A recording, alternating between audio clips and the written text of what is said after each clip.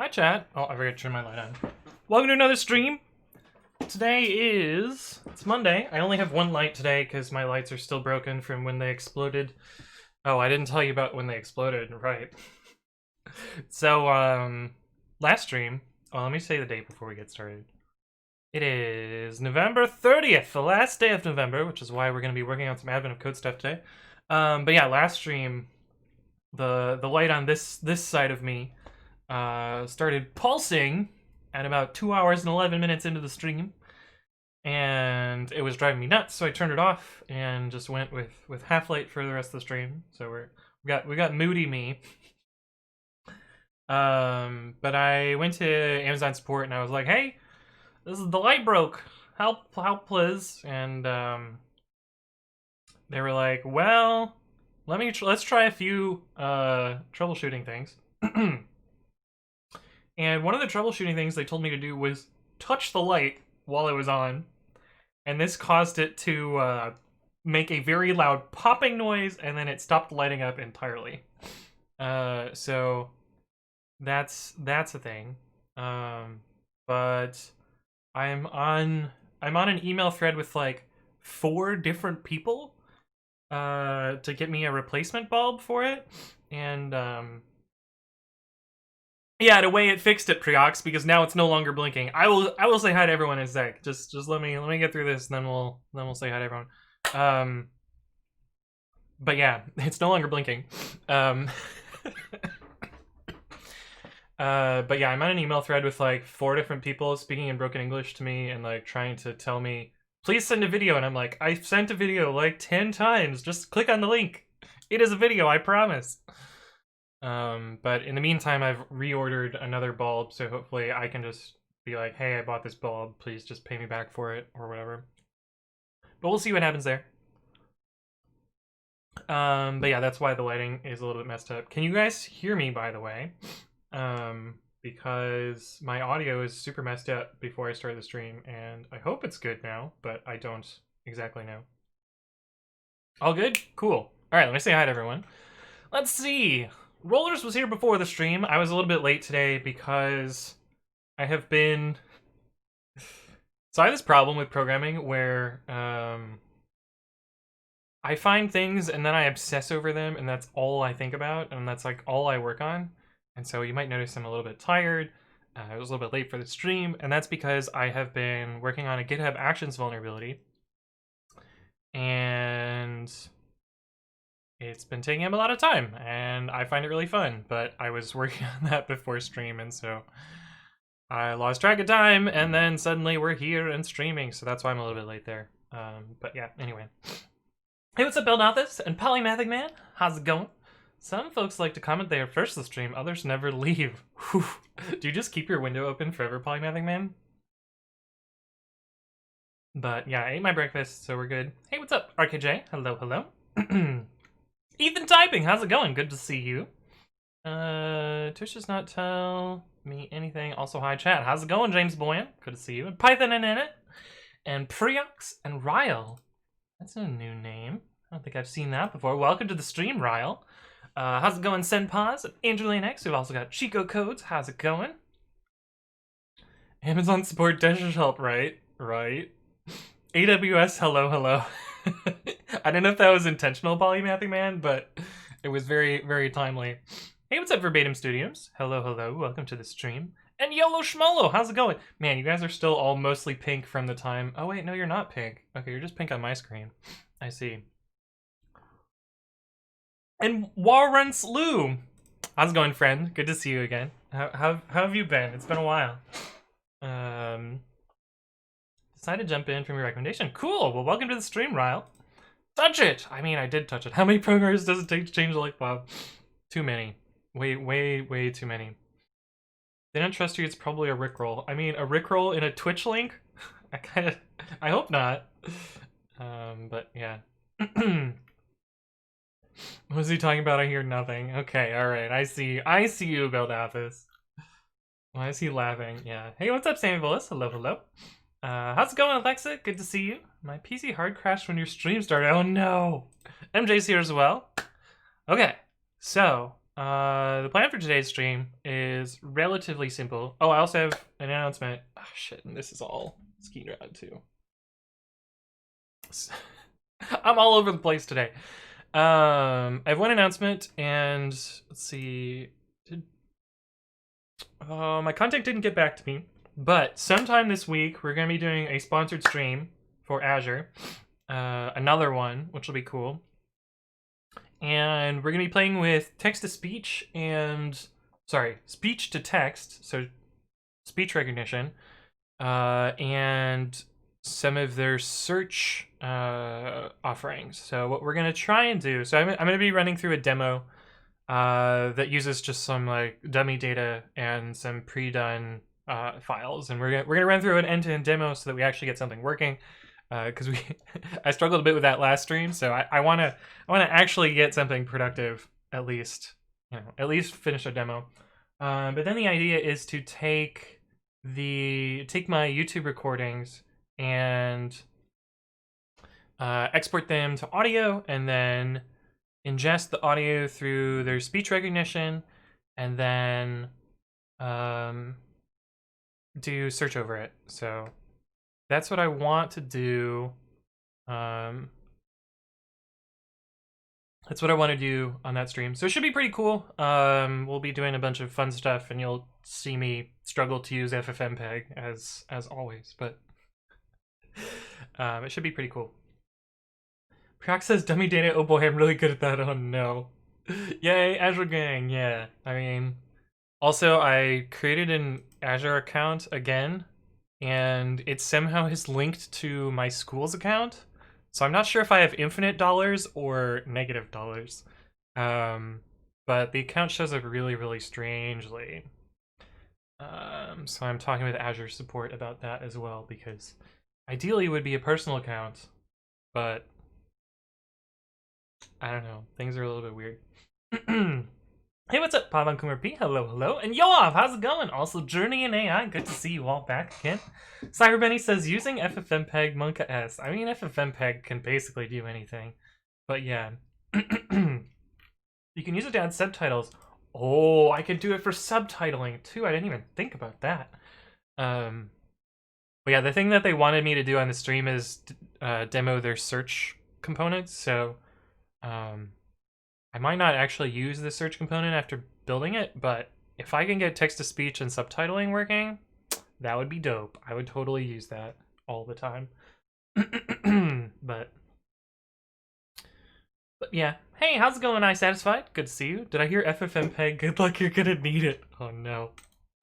Oh no. What have you sent? Oh shit. You're so close. So close there.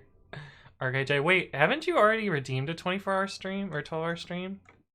Am I losing my mind? I know Rollers has.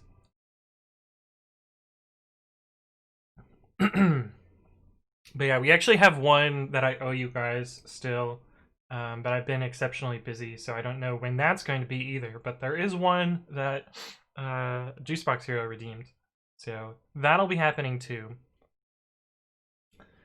Yum says, what's up, man? Just got my Microsoft Sculpt ergonomic keyboard and mouse. Oh, cool. How do you like it? Would you like one more stream in December? I mean, I already have like a bonus. I mean, I guess I'll show you guys what RKJ is memeing about, but we're planning to stream every single day until Christmas. I don't know that that's actually going to happen, but it is the current slated plan. So we'll see how that goes. Oh, I forgot to open up Streamlabs. Thank you for the reminder, whoever reminded me to open up Streamlabs. Recent events. Hey, what's up? L112358, thank you for the follow. Welcome to the stream. Hopefully you're doing well. Also, it looks like I missed Sniper Nilly. Sniper Nil. Thank you for the follow as well. And James90, thank you for the follow. Welcome to the stream. Hopefully you're doing well. But yeah, the plan is to be doing Advent of Code streams basically every day. I don't know how long that's gonna last. Juice is gonna kill me, but you know we're gonna try. We're gonna do a few days of that and see where it goes. But yeah, should be fun at the very least. But yeah, that's, I guess, our set of announcements for today. Yob says, are you hyped for AOC? Yo, I'm so hyped for AOC. It's so much fun. Hey, what's up, Arthena? Good to see you again. Welcome back. I've not done one yet. Okay, I was misremembering then. 10k to go, says Alexa. Oh no. I'm gonna have to bump the number there. What's up, J-Dog? Thank you for the follow. Welcome to the stream. Roller says I can redeem another one if you would like. No. I Satisfied can also redeem one. Oh no. I'm just gonna have like weeks and weeks of 12-hour streams at this point. I'm gonna get used to it. Hope AOC will help me get used to it. Oh yeah, should be a good one. I mean, it'll force you to type a lot. Who needs a personal life when you have code? Yo, it's the end of 2019. Yeah, I still haven't finished 2019 either. Ethan says, wait, AOC is streaming again? She did actually stream the other day, but no, I get what yoke you're making there. So everybody says, I found a 1 terabyte hard drive in one of those dangling PCs we had at home. So my do-it-yourself NAS will have that instead of the 500K. Oh, cool, nice. That's awesome. 12-hour stream every day until Christmas. No. Oh, I would just die. That would be awful.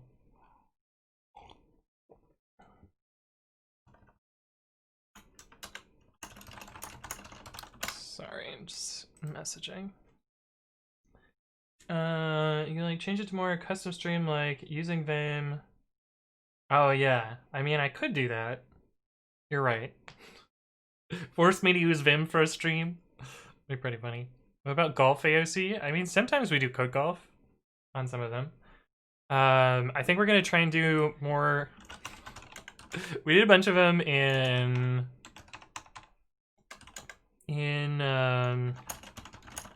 SQLite last year, which I think we might continue that tradition because it was kind of fun. I guess let me show you an example of one of the ones we did in SQLite. Day 2 part 1 dot SQLite. I guess I'll show you the Python code first. Day 2 part 1 dot py.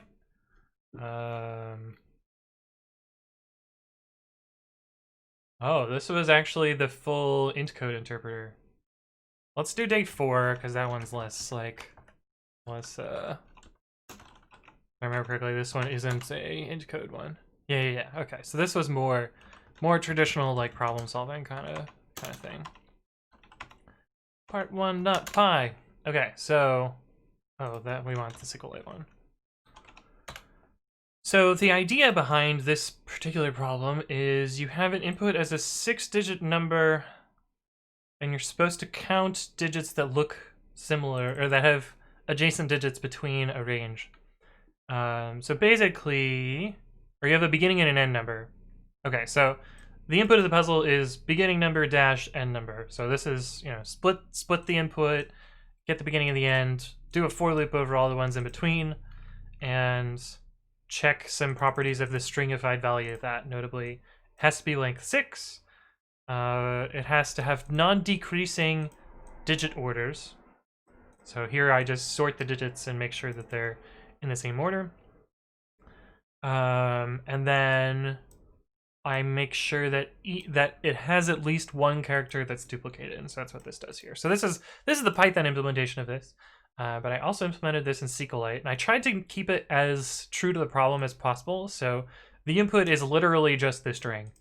So I wrote code to actually parse the input. So we take the string, then we make a table for the range that has a start and an end. And I seed that table with data by parsing input.value. So that's how we get the range out. And then I make a recursive integer table. And so this is a special SQLite adaptation, but basically what it is I create a table, and then with recursive allows you to do a declarative tail recursive loop. And so what my loop does is it initializes, this is the base case, so it selects the range start, so it starts with this number here, and then it unions against a recursive select. And so this recursively selects against n+1 repeatedly until it is greater than the end. So this just populates a table that's all of the integers between this number and this number. Hey, what's up, AI Code YT? Thank you for the follow. Welcome to the stream. But yeah, just builds a table of numbers between those two values. And then finally, it's just a normal select statement. So we're selecting the count of the values inside the inst tables, and we have the three conditions here. So the three conditions are that the length of the string is 6, and the string has some repeated digit, and the digits are in sorted order. So that implements that problem. Part 2 is similar to that. Part 2, but added a new constraint in that there is a repeated digit. Wait.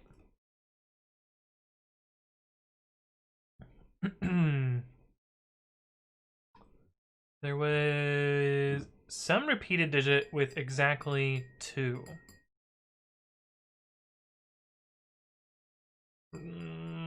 Yeah, okay. Some repeated digit with exactly 2. And so if we look at the adjustment to part 2, that basically just changed how this check works here. I actually think there's a bug in the Python code now that I look at it.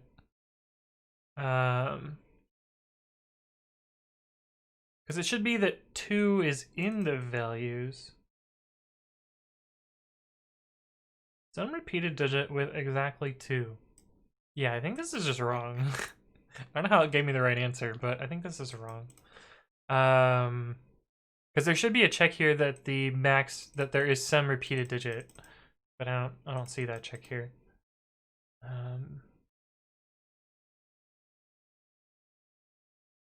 Oh, if 2 not in, continue. Ugh. Okay, I'm just reading it backwards. Okay, yeah. So never mind. This is fine. This is correct. Why did I write this if statement backwards for some reason? But yeah, it checks that there's exactly 2. So the way I do that in SQLite is it's like this, but not like this. But anyway, I think we might continue that tradition, try some advent of code in SQLite this year as well. But we're gonna try and set up the repository and make sure everything is all situated nicely and ready to speed code tonight, because that's when it starts. Code golf or outside golf or mini golf? More like sleep stream until Christmas. Yeah. Int code golf. No. Oh, they released the code golf compiler. So, sorry, not the code golf compiler. Int code compiler. It's in a massive amount of Perl. Where is it? What is his name? What's that guy's name? He was on Twitter though. Twitter. Site. Well, we can search Twitter, right? Twitter.com. Search advent of code and code. Latest?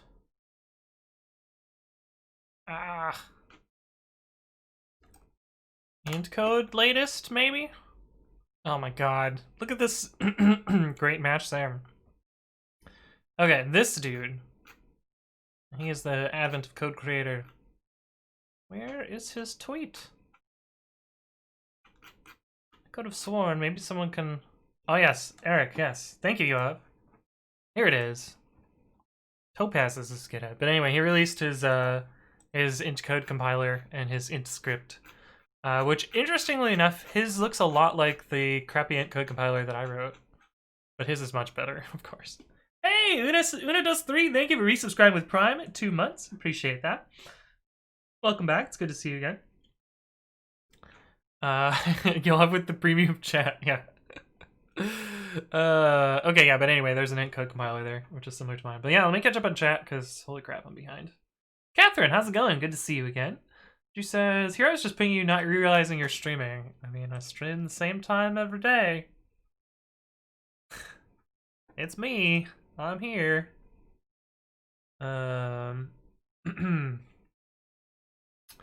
But hey, what's up, AI Code YT? Hello, hello. Good to see you again. What are you making? Well, hopefully the AOC setup will go pretty quickly, and we'll be able to work on some of the other open source stuff later. But mostly we're gonna be setting up a little template and go over like my usual strategy for solving problems and how we'll hopefully get points this year. We'll see. Just says she's going to spend the night in Andy's for the first time tomorrow night and maybe a stream cameo. It's true, because we will be streaming at night, so we might get to see Tofu. Tomorrow night. What's Tofu? Tofu is Juicebox Heroes Pupperoo.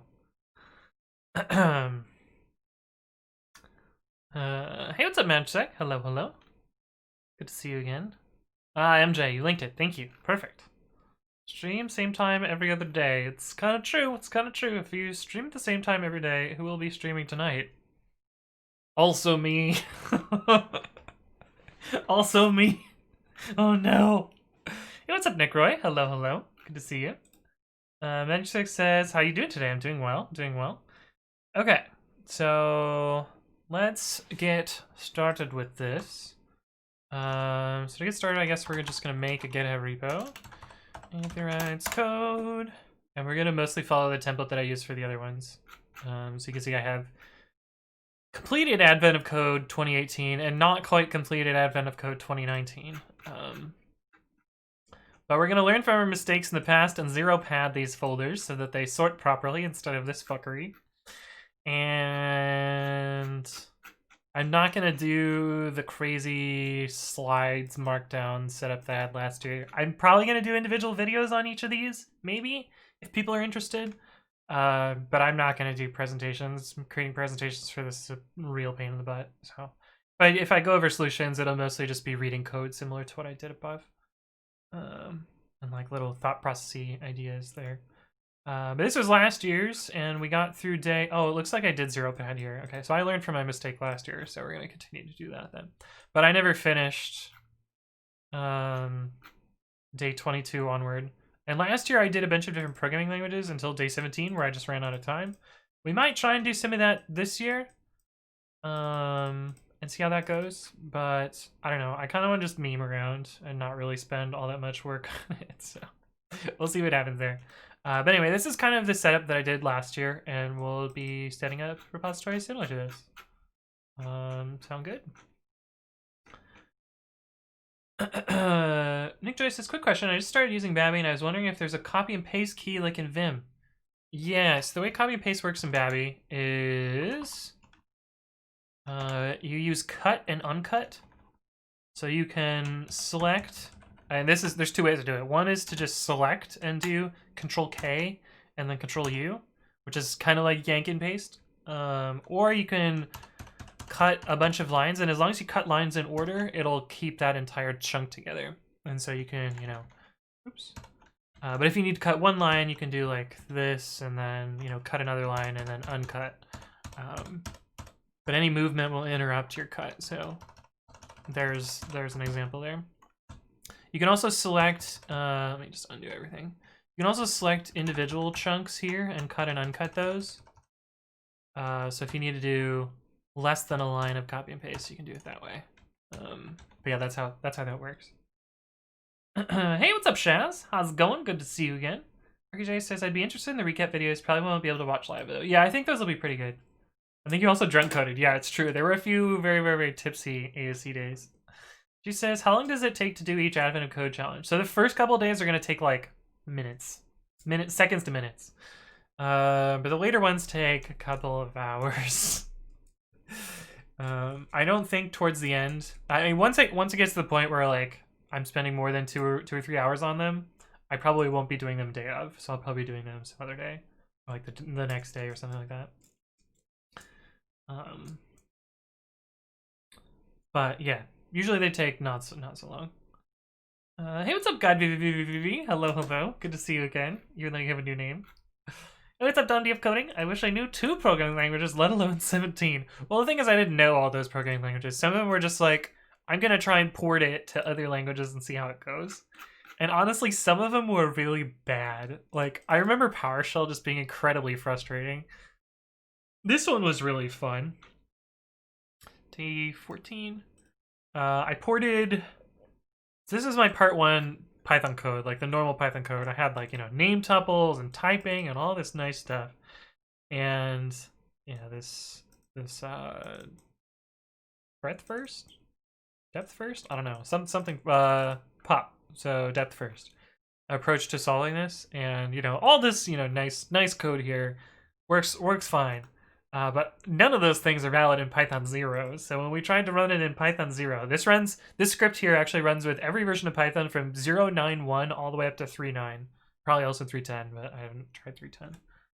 Hey, what's up, Aditya? Thank you for the follow. Welcome to the stream. And Kangoons, thank you as well for the follow. But yeah, we had to basically implement a lot of this stuff ourselves. So like we couldn't use string A2I because we couldn't import the string module because it was broken in some version of Python in between those. So we wrote our own A to I. We wrote our own equality because the equals operator was not a thing until Python 1. Python 0 did not have an equals. It had a single equals, and so let you do that.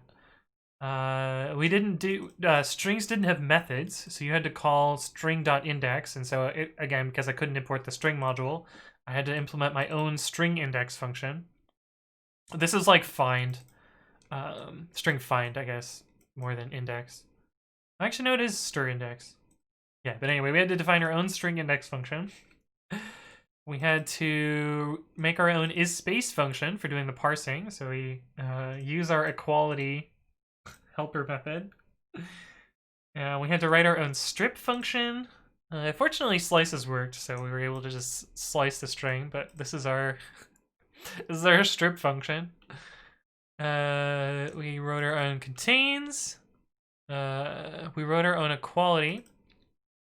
These are the two equality operators in Python 0, so we couldn't use not equals either. But the way we check string equality is that the lengths are the same. And we do that by doing this check here. So one of them is less than or equal to and greater than or equal to. This is kind of a cheatsy way to say that they're equal. And so if the lengths are the same and one string contains the other string, I guess I could have done, you know, this should say string contains s other. Oh, no, this is a Boolean. Okay, perfect, yeah. Perfect, yeah, so this is how we check that they're equal. This is how we did parsing. We put everything into dictionaries instead of name tuples, which mostly works. There is no way to do a dictionary literal in Python 0, so you have to build a dictionary and then build each part separately. That was fun. Split by delimiter. Oh, this is string split or string partition. Fortunately, there was multiple return values in old Python, which I thought was kind of cool. But yeah, here's again, like I had to build a dictionary by hand. And this is the parsing code. So up until line 84, we've just done parsing. And then, oh yeah, here's again, like we can't do equality check here. There was no string formatting, so you had to use plus. Oh, Python 0 doesn't have negative indices, so we have to use len -1. Also, there's no context manager, so you have to open a file and manually close it. There is try finally, which I thought was interesting. Also, if you open the wrong file, it segfaults, which is great. Readline existed. This is still more parsing code. You can't loop over a dictionary, you have to loop over its keys, so that was a fun one. But then this algorithm is mostly the same as the other one. Mostly. But anyway, that was kind of a fun problem. We might do one of those again. Chaz says, you need to watch Queen's Gambit, it's like IRL anime. She's already seen the whole damn thing, I'm pretty sure. She loves it. GuyBB says PowerShell. Yeah, oh yeah, PowerShell is bad. Also, we played a game where like whenever I tried to learn a new programming language, we would open a new tab and never close tabs. And so we were trying to count, like we're trying to min-max the number of tabs I could open to solve problems. General Sook says, do you have a leaderboard? I will set one up. Imagine living in a world with Python 0, right? Yob says he does. Oh, do I have to make a new one this year, or can I just reuse last year's? Leaderboard.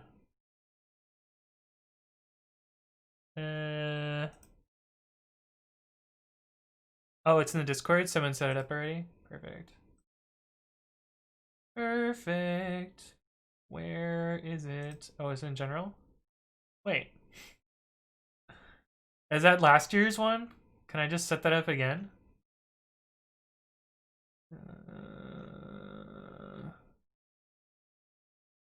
Where the fuck is it? Oh, this is some real old stuff. Deleted user. Oh my. Why is there so much stuff in here?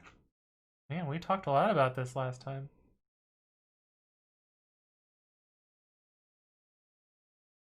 Oh, yeah, it is pinned. Or I should have pinned it. Oh, I did pin it. Okay, so can I just rejoin this one from last year? Is that the same one that you posted? You can't join your own private leaderboard.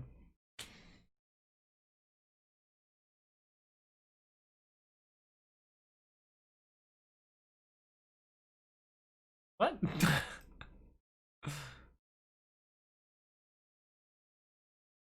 Oh, okay. Well, I'm assuming that means we're already joined, so anyway.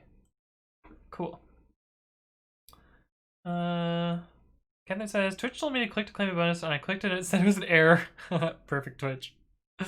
Perfect Twitch. Hey, what's up, front left by the speaker? Hello, hello. Good to see you again. Everybody says, do you have access to Anthony's streaming PC? I mean, at some point, yeah. Elmander says, hey man, my exams are coming, and I won't be able to enjoy your stream for the next 8 months. Well, see you around, Elmander. Cool.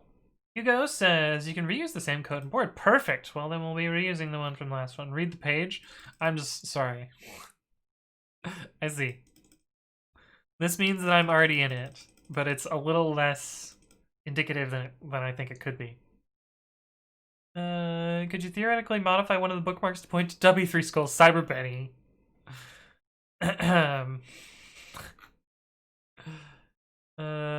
That code already shows on the previous page. Oh.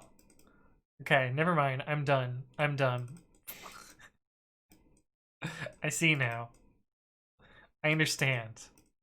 I didn't read this. I just read text box, put thing in text box, go. You know, sometimes streaming is a little bit hectic. Like, trying to pay attention to all this stuff at once is rough, but... Anyway, we're good. We're good. I figured it out. Okay, thank you. Imagine reading instructions, right? Right. Imagine being able to read. But that's the way things go, I guess.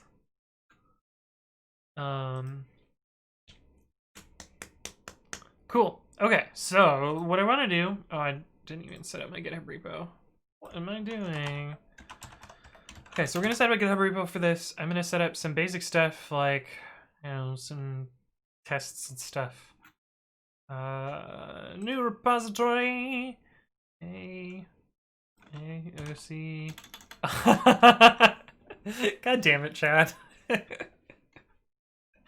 The auto capitalization is still on.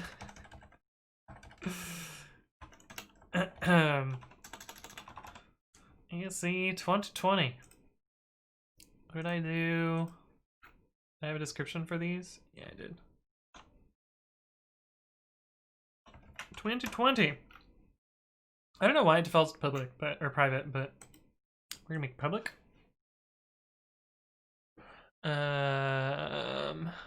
Let's see. RTFM, right? Hey, what's up, Flask? Welcome to the stream. What's Older Bear? How's it going?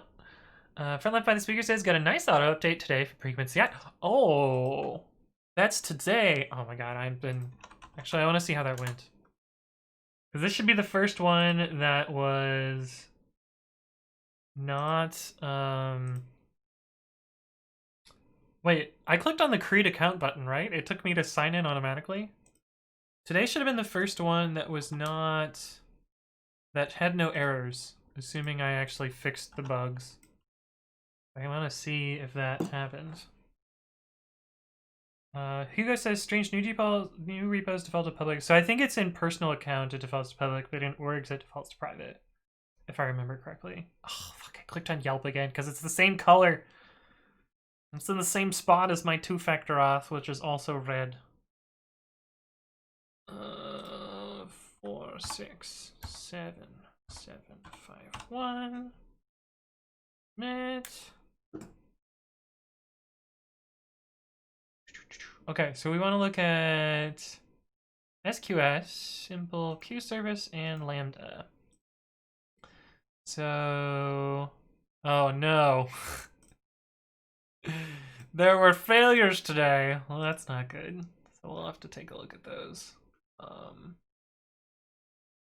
But let's see how this went. Let's see what the graph looks like. Damn, there's more shit to fix. 12 hours?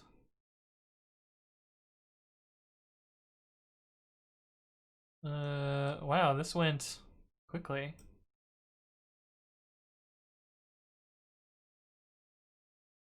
Huh. Okay, so we enqueued 340 odd things and mostly purged the queue within 30 minutes? No way. No. 13 minutes. Holy shit, that was fast. Maybe I got rate limited then. That's so much faster than before. It's amazing. But I mean, it's buggy because we had failures, so. Let me see if there's anything about the failures that is obvious. Items. Full.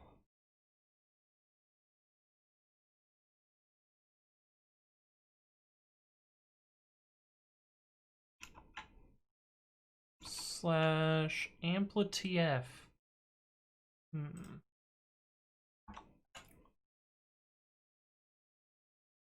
It's a fork.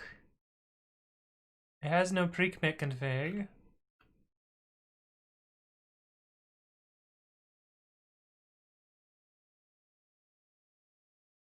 Huh.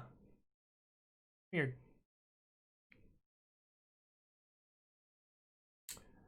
Weird. That's, I mean, it's probably related to that. That would be my guess. Okay, let's see. Auto updater. Monitoring.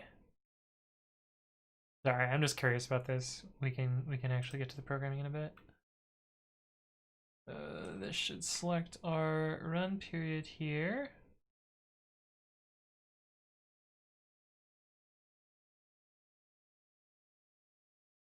Weird how it's in chunks of 8. I guess these are the failures kind of bouncing back and forth. They failed very quickly though, so I should be able to find those, but you can see here that like it's like mostly 100% success. There's those failures in there, and then we have the time elapsed failures there. I should be able to find the recent logs for those and see why they failed.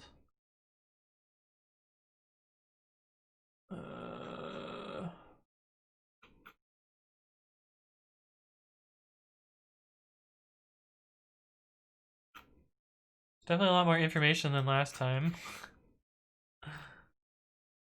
Oh wait, did I see Dulwich in there? Which is interesting because I was actually looking at Dulwich to solve this problem. Oh, I see. Time of coding from the chat. I wish it was in reverse chronological order. Because the failures are all going to be at the end. I'll just scroll through hundreds of these. Forbidden. Here we go.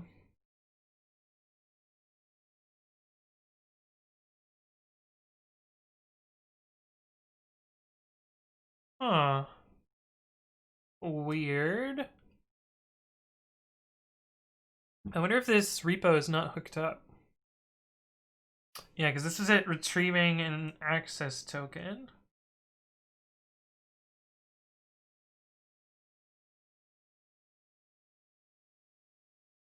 Hmm. Hmm. Those are all in that same org. I wonder if that org just doesn't exist and my deletion code's broken. So I'll check that in a sec. Not if you time for a 12-hour stream and then he opens in the first half hour. Oh no. Simba says, what's Yelp? Is that for reviewing restaurants? Yeah, pretty much. Flash says, you can set up a dead letter queue on those. Yeah, I do have a dead letter queue. That's how I can know when things go wrong. Bear says, not bad at all. Already set up my code for my repo for AOC today after going full Haskell last year. I think I'm going to do some relaxing C++. Relaxing C++. That's a great way to put it. How many babbies do I need for you to write AOC in GNU/Vim? I don't know. I feel like I should do that one for actual gift subs and not not channel points, because I think writing in Vim would be a little bit miserable. Use insights and spend lots. Sorry I completely derailed you from your AOC prep. No, it's completely fine. I was meaning to check this, I just totally forgot. Let's see. I have a little script to see if that's a dead repository or a dead installation. Script / cleanup dead install. So for some reason, I need to figure out why this isn't happening. But we can do this with dry run. Credentials.prod.root. I still haven't finished the emailer thing either. Scripts dot cleanup dead installs dash help. Let's do dry run on that one. See if there are dead installs. All right, that's local. Recommit CI env.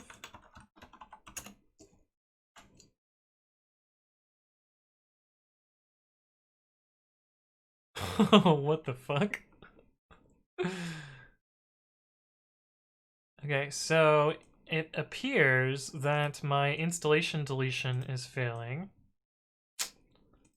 That's not good. This one just straight up 404'd. That's not good. Does this person exist? Yeah? I might have gotten rate limited here. Weird. Okay, but apparently my... or GitHub didn't send me the webhook. I thought I fixed this already. But anyway, I guess I gotta look into that and figure that out. How many gift subs did I hear gift subs? I'll think about it, I'll think about it. That sucks. That must mean the permissions are wrong on installation deletion. I thought I fixed that though. Let's see.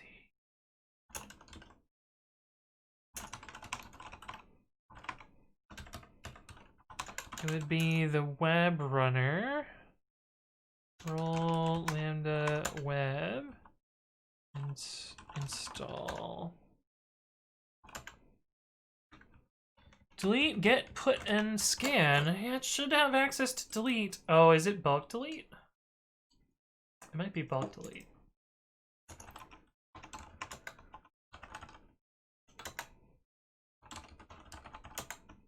No.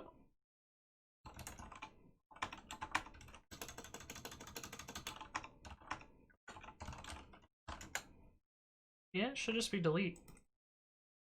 I don't know then. Unless this key is wrong. Oh, looks like it's right. Anyway, I'll figure that out later. But it appears that my script is broken in multiple ways. Weird that I get 404 here. That's really strange.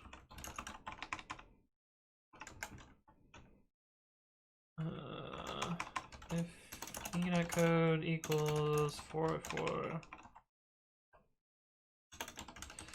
For some reason, for that one, we'll do that.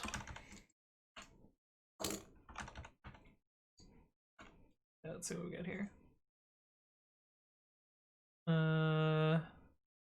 It says, luckily I don't have a max. Oh no. There's another Stillion they're trying stuff. Yeah, it's Celis. It looks like most of these are fine. So this one 4 forward, and these two are dead. It's interesting.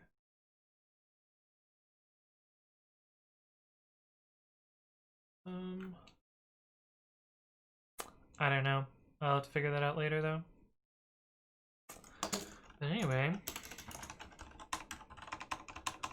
Problem is, fixing it in dev is such a pain in the ass.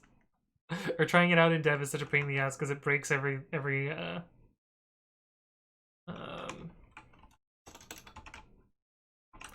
it breaks my development environment. But anyway, okay, let's do the thing we're actually supposed to be doing here, which is setting up advent code, not mucking around with AWS. But it is good to see that I know what the problem is here, but I don't know why. I don't know how it got into this inconsistent state, basically. That repository should exist. I guess what I could do is change the auto-updater to double-check that the org actually exists. But I know 9 errors is not bad for this, or nine bad repositories. But I'll deal with that later. Let me give myself a little to do. Is repository deletion, or is install deletion broken? Clear $Q after verifying. So I gotta do that sometime this week. Hey, what's up, Lucas404? Thank you for the follow. Welcome to the stream. Or is it 404X? Welcome. Okay, so we're gonna get in it AOC 2020. And let's see what I set up for Advent of Code 2019.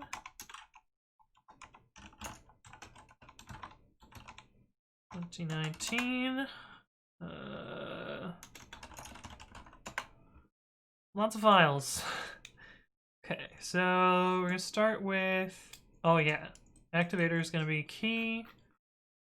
Do I have?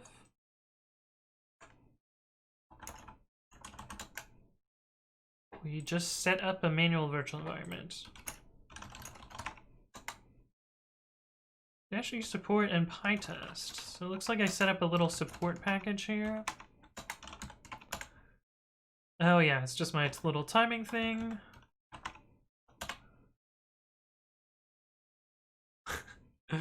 Dead simplest setup.py ever. Okay, we're gonna copy that over. UC 2019 support to dot.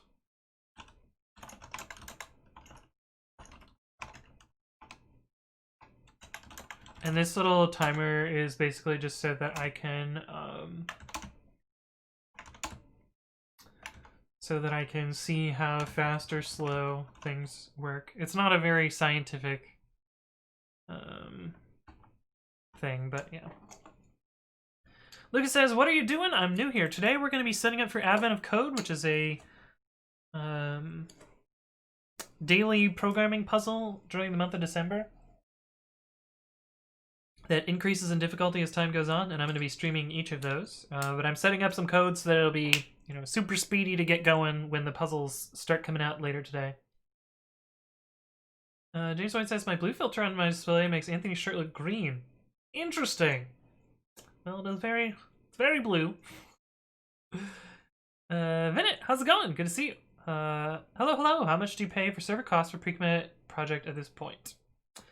So, at the moment, so I applied for the Amazon Activate program where they provide some money for startups. And so I have $1,000 in credits with Amazon, so I haven't really paid, I think I've paid like 15 bucks so far. But it's also not like at full load, so I don't really know. Like, I don't know how much it's going to cost at some point. But right now it's mostly free. I think I pay EC2 costs, I pay KMS costs, I pay Secrets Manager costs. So I think if I didn't have credits, my operating cost right now is about $10 a month. But it will be much higher. AI Code YT says, should I get a Raspberry Pi? I'm starting robotics. Is it a good idea? I don't have one myself, but I've wanted one. I think they're a cool little computer to play around with and build, hardware-y projects with. I don't have one though, so I don't really have any advice there. Juice says, I just tried to chase Tofu to play with her, and she got so scared she peed herself. Oh no! Brainwash says, daily I only get them once a year. Fragment of code? Well, I mean, we're going to be doing once a day. Orne Voice says, how do you start your open source journey from good first issue? I actually have a video about that. Explains open source. There we go. Check out that video. I talk about my advice there. Hey, what's up, Jugmac? Hello. Good to see you. He also says, recently in my work, we need to calculate our performance in Java. How do you recommend? Do it. I have not done any performance tooling in Java. My guess is there's, a bunch of benchmarking tools, especially because Java is extremely, mature at this point. Although, I imagine you're going to have some tricky stuff with profiling versus just-in-time compiled code, but I don't know. Then it says you're also discounting the time you are spending as a highly qualified Python developer, so the cost is actually much higher. Yeah, that's true. I did spend 6 months of my time, and so, depending on how much you how much you value my work, I spent way more on it than $10 a month. Hundreds of. Never mind. Armor F Java, says Cyberbunny. Oh no. Looks like Watch Older Bear has some advice about the Raspberry Pi. Hey, what's up, Summersoft? Hello. Our Pis running in OS are not real time, which becomes an issue with robotics that need real time GPIO interrupts. Oh, I see. Polymathman says, and figuring out the base cost and the per repo cost. Per repo cost is essentially zero. The system does have some scale aspects that are related to the number of repositories, but most of it is constant costs, or a good chunk of it is constant costs, I guess. I assume you're going to do AOC in Python, not daring to adventure in some other language. Yeah, we're going to be doing the primary solutions in Python, but I think we might try and meme and do them all in SQLite also. But I'm going to do in Python in first to try and get some points. Do you think contributing to open source projects is the best way to getting a job for junior developers? I think it's a very useful thing to demonstrate to employers that you are passionate about programming. I don't think it's necessary or required. I don't really know if there's a best way though, but might be helpful. There's JMH, but it seems not too stable. How did you check performance in Python or any other language? Most of the time, well, there's kind of like two types of performance that I would do checking on. Like one would be like, very rough time-based, like run an operation n times, look at how long the process takes. But that conflates like startup time and a bunch of other stuff which might not be relevant to what you're actually looking at. And usually, if I'm doing profiling in a programming language, I will find the profiling tools for that language and use them. Starbucks Never Know says, how popular is admin of code? I think he posted metrics on Twitter that he has 250,000 people that have done the first puzzle, or at least one puzzle. So quite popular. Starbucks Never Know. Code is an asset. He created equity from labor. That's kind of true. The best way for junior is to work with them during school and then do well and get hired full time. Yeah, that's another way to do that as well. Okay, so we got our support repository. And set up our requirements. I know we're going to need PyTest, and we're going to need our support. And we can sort this file. Oh yeah, last year we weren't using Babby to do advent of codes. This will be the first year doing Babby. I think last year we did one day where you guys convinced me to use the broken-ass version of Babby to do advent of code, but now it's mostly functional, so it should be interesting. Oops. Oh no, did I just make a file called 3 dots? Where did that go? What is ... What just happened here?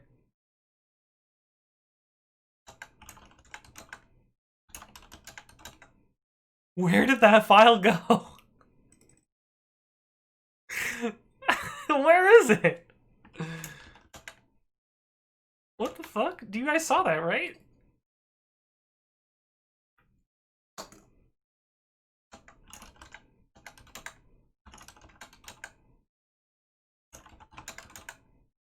What the fuck?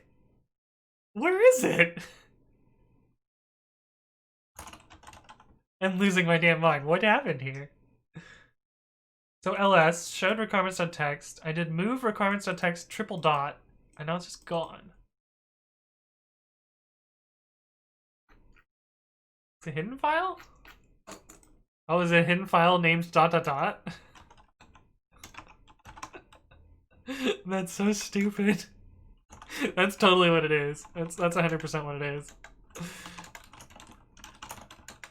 Yeah, there it is. Oh my god. Okay. That is definitely one of the weirdest things I've seen in a while. We have been activate pip install -r requirements.txt. Oh man, that was a weird one. That was a real weird one. Neely says F1 more than ... Yeah, that's what I thought. That's what I thought it might be. But Cyber Benny knew what it was. It was a hidden file. I just missed the hidden file. Who says Tony-chan? What about Tony-chan? Just armorf ... What could go wrong? That would have actually worked pre-ox. It would have been fine. Hey, what's up, Balta4? Hello, hello. Check to see if you can name it dot. I don't think you can touch a file called dot. I think that's actually just gonna modify the current working directory. But ... was weird. That was weird.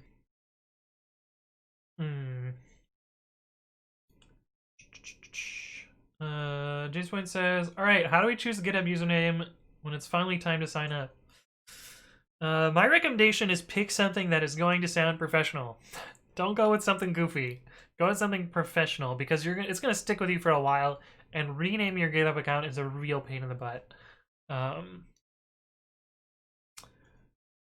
Like, first name, last name is a pretty good username.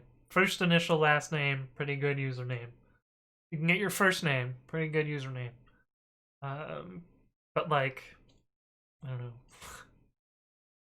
Python Boy 24. It's not a really good username. Don't do that.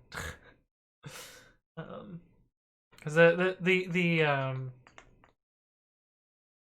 interesting bit about GitHub is it is kind of a dichotomy between, you know, professional space and social network. But I think it's, you know, a better idea to pick a more professional name.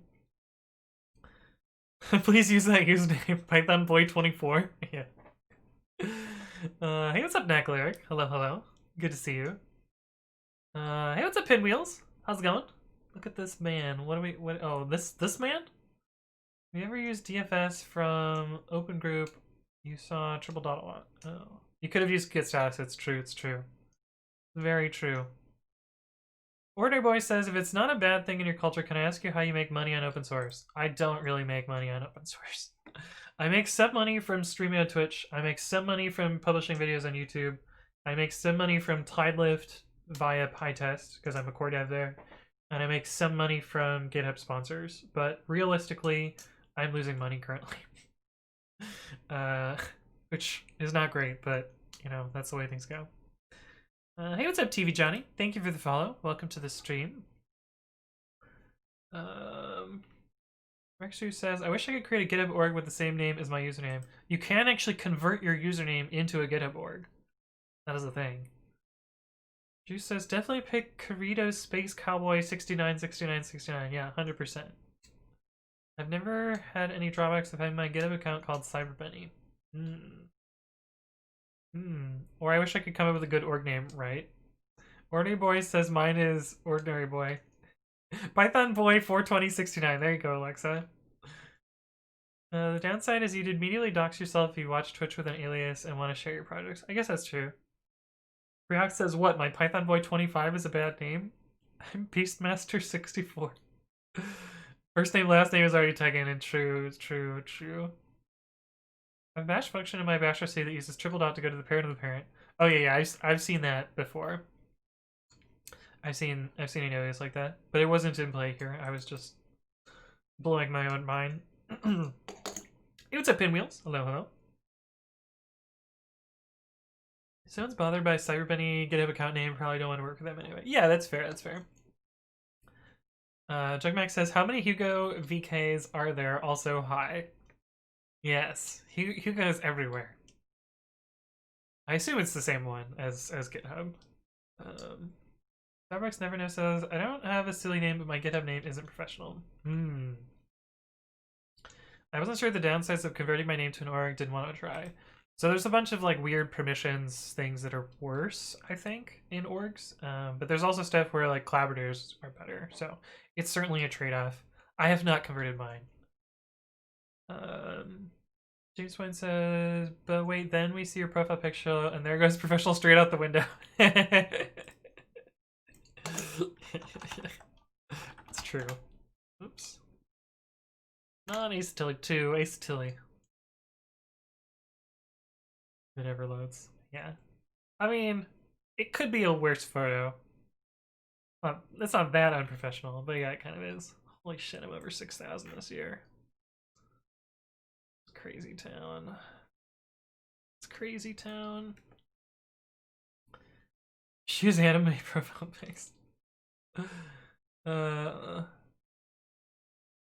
Making money in open source usually involves getting a real job. Yeah. HugoVK says, there's never been more than 2, but I do get the occasional random email in Dutch intended for another. I see. Someone's knocking at my door. I'm gonna go check on that. I will be right back. I'll see you guys in a sec.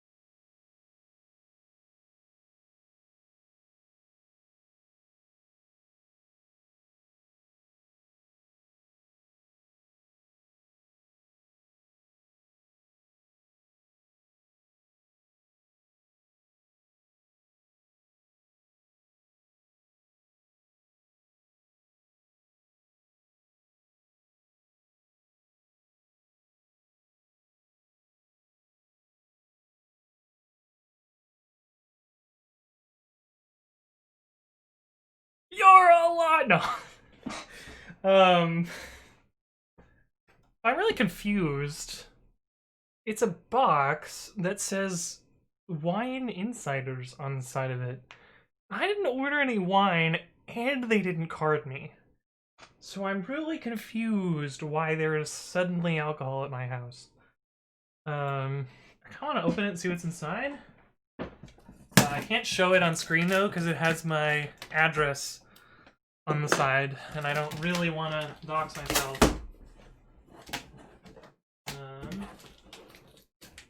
Damn it.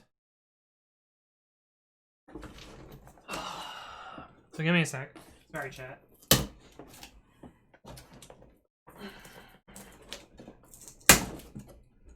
I don't even know who it's from, because I didn't order anything.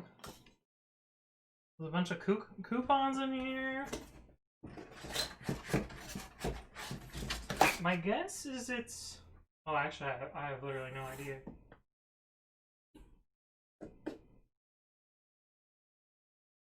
Huh. Who sent me wine? Where is it from?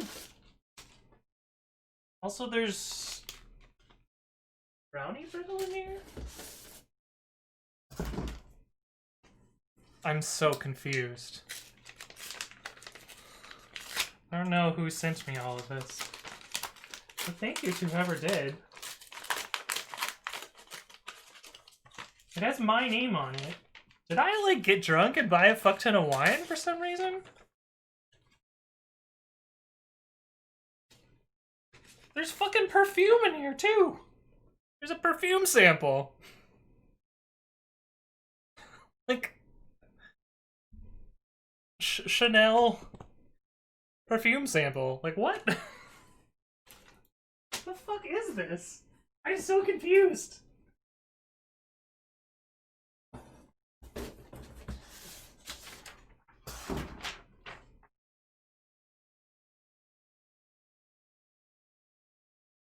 Oh, okay. It makes sense now. I understand. It's from my dad.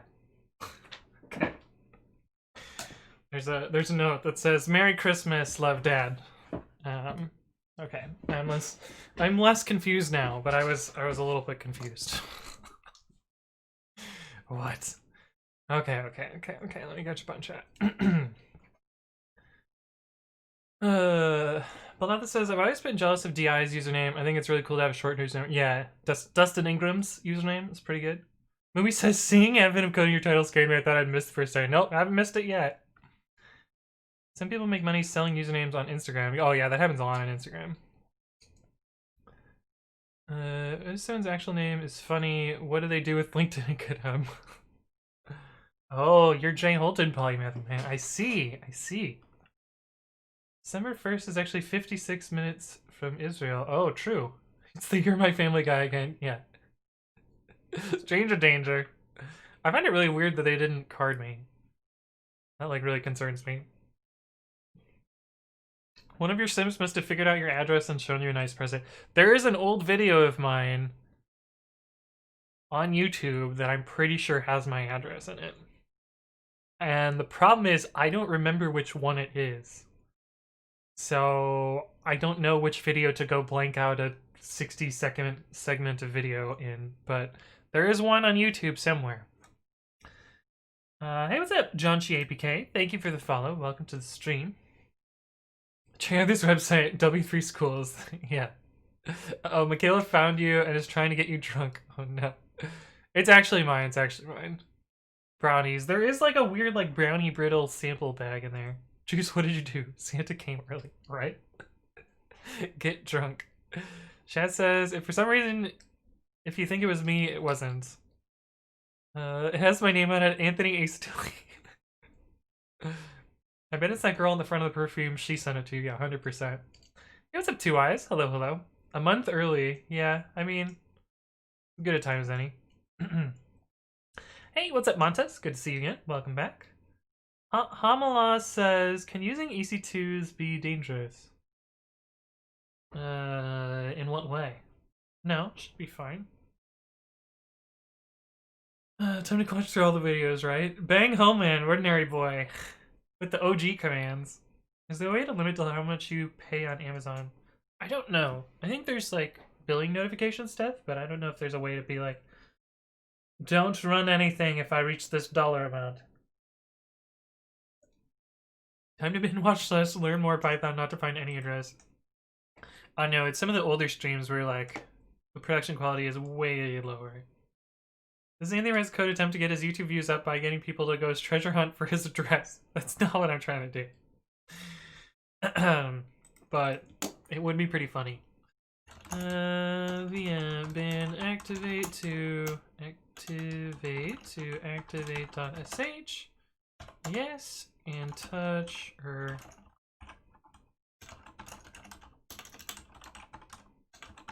Okay, so this will set up activator, so you can see how right now my virtual env is not activated, but when I cd into AOC 2020, my virtual env becomes activated.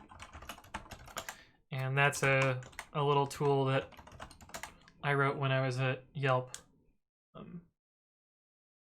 called Activator. In GCP, there's an option to stop at a given threshold. Oh, that's cool. Two Eyes says, definitely on the billing notifications, but didn't check on shutting stuff down if over a limit. Yeah. Ordinary Boy says, do you like ordinary people because I'm one of them? Ordinary people are fine. What a weird ass question that is. Okay, so we set up the support. What else is this?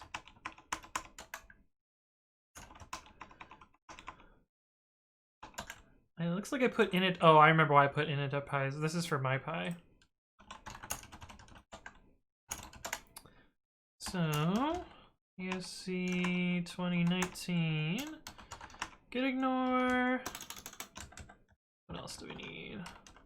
Pre-commit config.yaml. Setup.cfg. We're not going to be linting any Ruby or JavaScript, I don't think, so we can leave those out. And we'll also copy the readme over as well. 2. And 2020. Oh, this is using GitHub Actions? No, we don't need GitHub Actions here.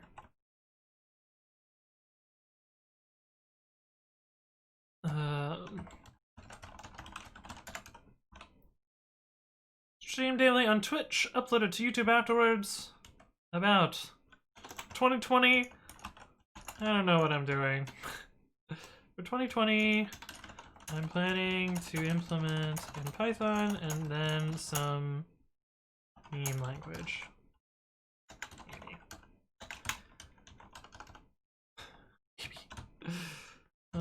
Timing. Compared to these numbers, this is necessarily useful. Normalizing your timing to day one and compare. All node implementations are listed in parens.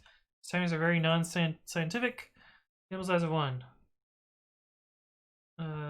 Oh, this command was just completely wrong. Should have been day 00. And then delete this. And that should give us our readme. Why are you not... Do you get updated? Yes. Okay, so we'll set up pre-commit CI for this as well.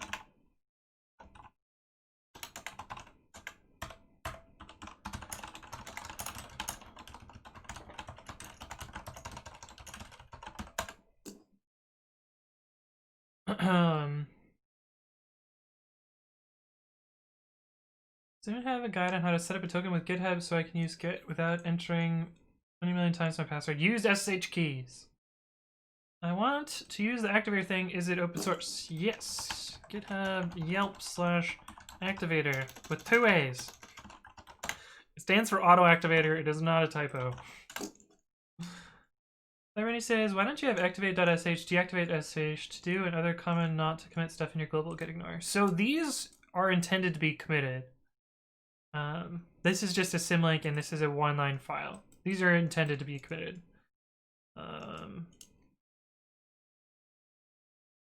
But I don't really like global git ignore because sometimes I lose track of files if I do that way. Is Objective-C considered a meme language? Java drunk, SQLite sober, right, Shazrobot? I think I would consider Objective-C a meme language. What about drunk Java? Troy Gill says, I've tried reading about it and I'm still a bit confused. When I'm in my Python environment and pip install anything, I get a wheel error, invalid command, beatist wheel. Yes, so there is a dumb thing with the venv module. Let's make a venv using the venv module. Then activate pip freeze -l. And you'll notice that wow, that took forever to run for some reason. You'll notice that in a blank created virtual environment, it has pip and setup tools, but it doesn't have wheel. So if you try and install something that needs to build from source, which what needs to build from source? So let's just do pip install pre-commit. That might trigger one. I think there's something in here that's built from source. Oh no, we have a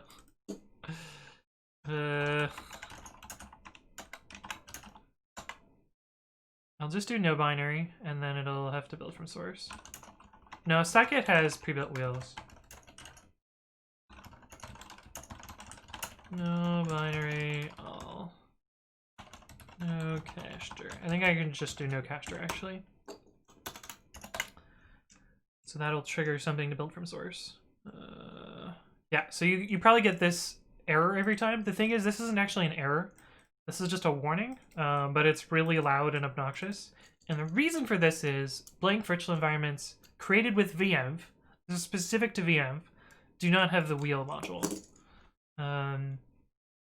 So if we delete this again, if we do this again, but we first pip install wheel, pip install wheel, and then we run that same command above, no caster. You'll see now that it will build the wheel up here, and that will succeed instead of crashing. That's the problem. That's just a stupid thing with how they designed the venv module. I don't know why they split it out separately, but my advice is to use virtualenv and not to use venv. I have a video about this as well. Explain virtualenv venv. Yes, so check out that video. Y'all says, going to sleep. See you on the other side of December. Hoping to catch you now on, then streaming AOC. Cool. Sounds good.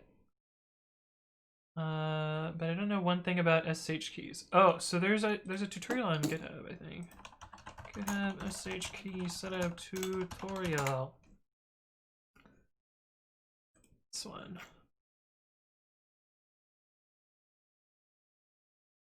Yeah, so follow this tutorial. I think we'll get you going there. I guess Chameleon has no wheels. Oh yeah, that's true. It's true. Priyak says, this is why I have the script that updates pip setup tools and installs wheel for me. Such an annoying little thing, right? James Wayne says, does Activator have instructions on how they build it for Debian so that I can build it for my Gen 2 system? Yes. So the cool thing about Activator is it's just a single file. So as long as you have Python 3 installed, you can actually just drop this file anywhere. So it's this node zero dependency activator.py file. These are all standard library modules. So however you want to package it is fine. You can even package it as just like a sloppy script package.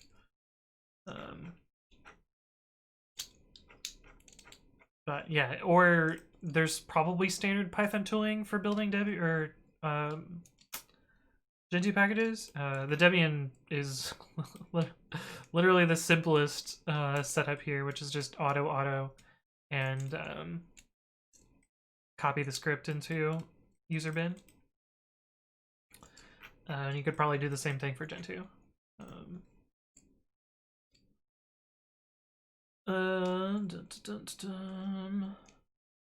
Cyber Benny has SSH stuff. Vinit Kami says, do you like virtualenv wrapper? So funny thing about that, let's see, when is that video coming out? This one? Nope. This one? Nope. Spoilers, these are the videos that are coming up over the next week or so. Nope. This one. So in a couple days, we're gonna be talking about virtualenv wrapper. I don't actually use. There's the answer to the question. But I do know how it works, and I show you like a quick setup with it on this video. So I go through and show you how to install it and like run the commands that you would use and such. And so spoilers, but that video is coming up in a few days. Bill says, check out the Debian rules file. It's a make file. Yes, indeed. Hello again, Montes. How's it going? Wait, the tool's called I don't actually use. No, I just don't use virtualenv wrapper. I find that I don't really need it. P says, you made a lot of progress in the last 2 years. I guess you can be a full-time streamer and leave everything. No, I don't make enough money off streaming. I'm currently bleeding money. But that's the way things go. Manda says, I'm good and you. I'm doing well. I'm a little bit tired, but overall doing well. Okay, so what are we doing here? This frequent config has stuff that we don't need. We don't need Ruby or Go or ESLint. And we don't have Python 0 files yet. And we don't have cargo lock. And we are on newer versions of everything. Just move and you can live off Twitch. Yeah, that's kind of true. At least you have a sugar mommy.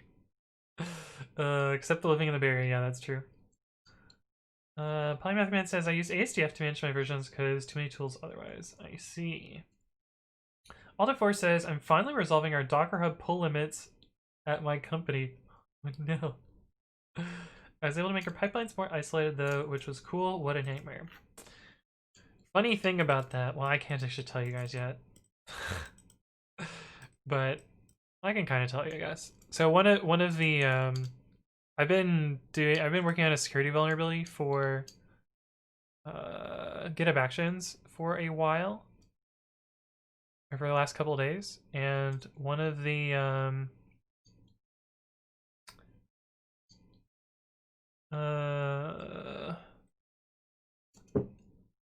one of the common vulnerabilities that a lot of people have had is leaking their Docker Hub credentials. So be careful out there.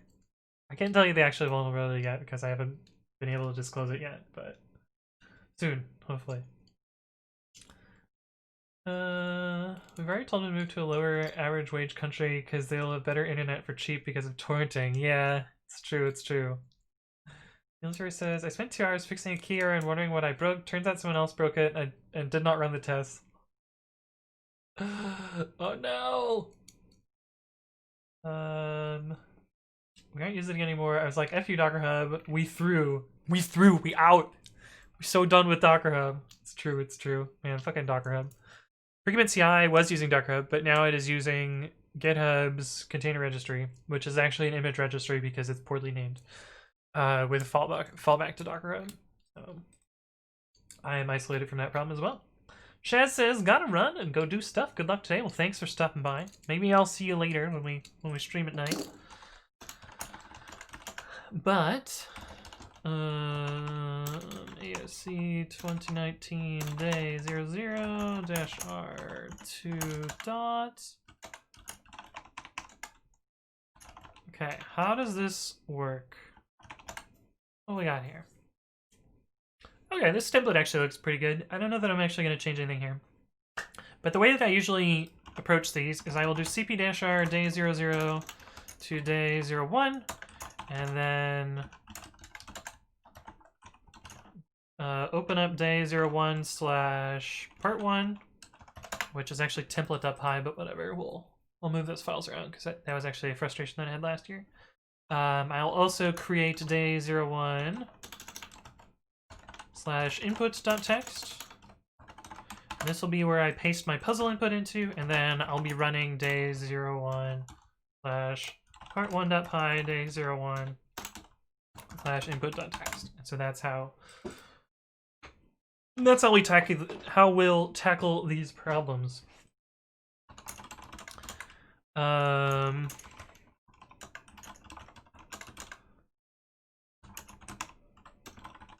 I'm just gonna name this part1.py, not part 2, because we usually copy part 1 to part 2. So I think that's decent. Let me go to Precommit CI and enable this repository. Go to Precommit CI, sign in with GitHub. And then manage. Fuck.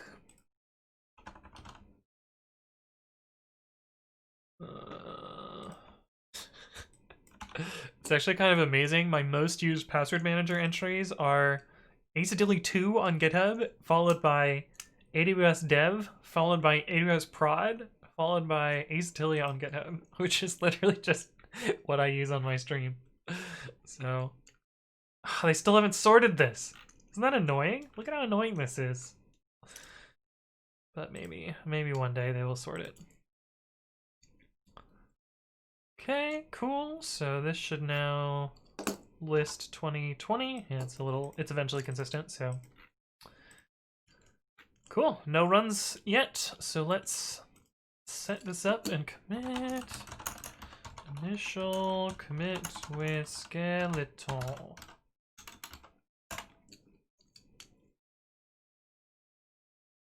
Let me tells you where activator fits. I ain't seeing it. One thing that you could do is look for Durenv, because it's essentially the same idea as Durenv. Durenv is not packaged for Gen 2.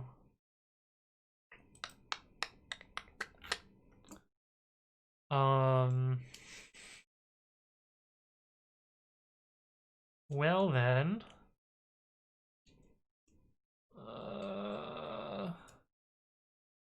It's not an editor. It's not for forensics. App misc. Actually, isn't app for actual applications, not for command line things? Fuck, I don't know. It's like a developer tool. Is there like a developer tools category? Like dev misc or something? No? I have no idea. No idea. One of the frustrating parts is not being able to set a repository mirror in Fargate. Oh, there's also AutoEnv. Oh, yeah, maybe AutoEnv has one. That's the Kenneth one, isn't it? That's the real bad one. AutoPip8. Well, this isn't sorted either. That's so obnoxious. I have no idea. Normally only Debian repos that do that, I believe, but I wish more did. Or for sorting, or for categorizing, or for which thing? Oh, the suggested packages. Yeah. Debian has both suggests and recommends, which is interesting.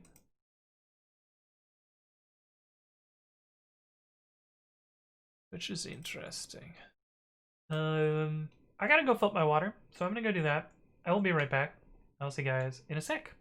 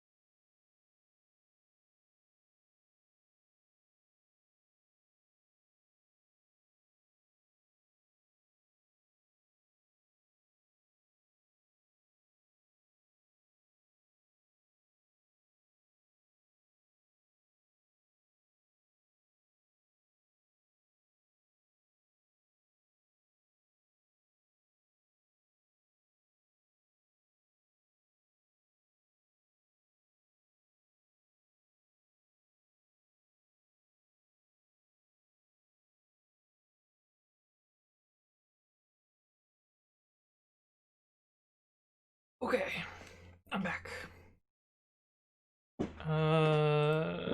Okay, let's push this now that things are set up.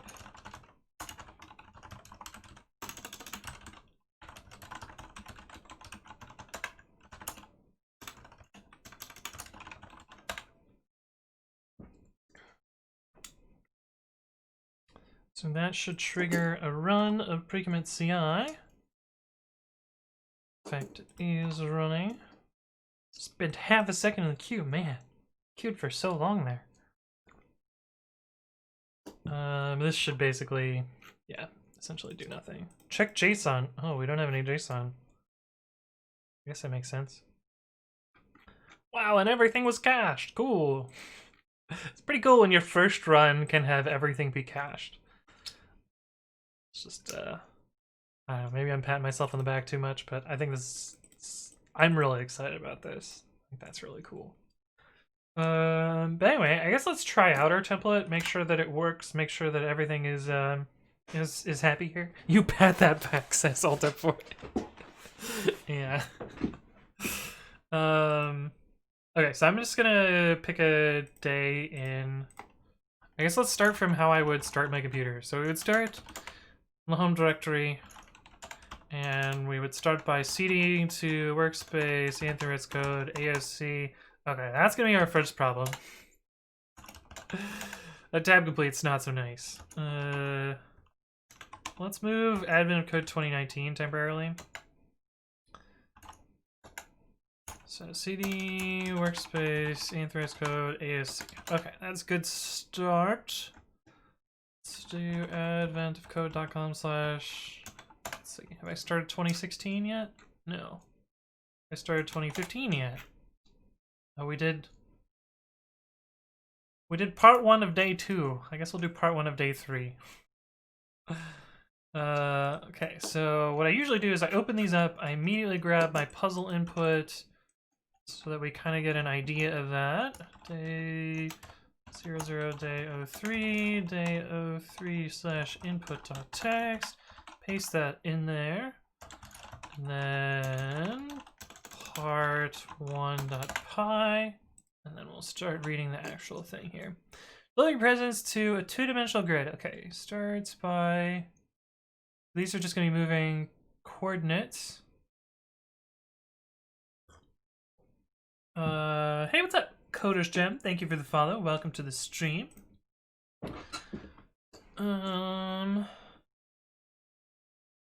He ends up visiting houses more than once. How many houses receive at least one present? Okay, so we're basically building a set. Right delivers presents to 2 houses, 1 at the starting and 1 to the east. Up, right, down, left. Delivers presents to 4 houses in a square, including twice at the house at the starting and ending destination. Okay. Delivers a bunch of presents to some very lucky children at only 2 houses. Okay, so we're gonna do kind of 2 things here. We're gonna parse the input and then we're gonna run it. It looks like we don't actually need to do any parsing here because it is just a string. But we can take some of these test cases, and this is, you know, if I were gonna be taking my time on these and like doing an actual interview, I would probably write out, you know, the actual test cases and their inputs and outputs. So if we do this. This was 4, and then this one was 2. And the way that I would think about this problem is, basically we're trying to mark where things are visited. So we're going to be doing, well, and of course, if we try this right now, PyTest day 03 part 1. You'll see that we have 3 failing tests, which makes sense because we're hard coding return 0 right now. But the way that I think about this problem is we're having a coordinate pairs and we're trying to kind of color a map. And so we can kind of represent that as like x, y equals 0, 0. Oops, 0. Oh my goodness. 0, 0. And then visited is a set that contains x and y. And then for C in S. So we're just going to iterate over all the characters, and these 4 markers are going to either increase or decrease X or Y. And then we're just going to mark things as visited. And then at the end, we're going to return len of visited. So this will just tell us when things have been visited at least once. My guess is the second half of this problem is going to tell us like over a certain number of count or something. And so we're probably going to have to adjust this problem to use an actual counter instead of a set. But that'll be an easy adaptation if we need to do it. But, you know, my advice for these is don't write any code you don't need to write until you need to write it, because otherwise you're just wasting time. And so if C is equal to this, then x plus equals 1, LFC is equal to this, x minus equals 1, LFC is equal to up, y minus equals 1, And this is just the dumbest way to write this. You could probably think of a smarter way with, you know, maps or loops. Arrays not implemented error C. That way we can do some error checking here. And finally, after this, we want to update visited dot add xy. Hey, what's up, Ethoniel? Thank you for the follow. Welcome to the stream. I think that implements this problem. Cool. So now we have our passing test cases. Day 3, part 1. Day 3 input. Not implemented error, new line character.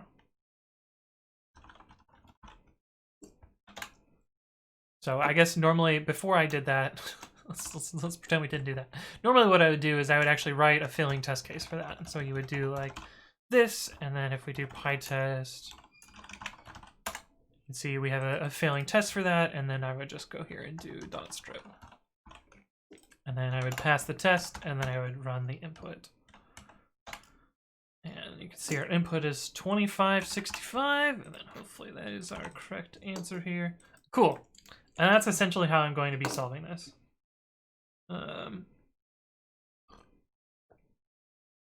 But anyway, that's how we're gonna try and zoom on these ones.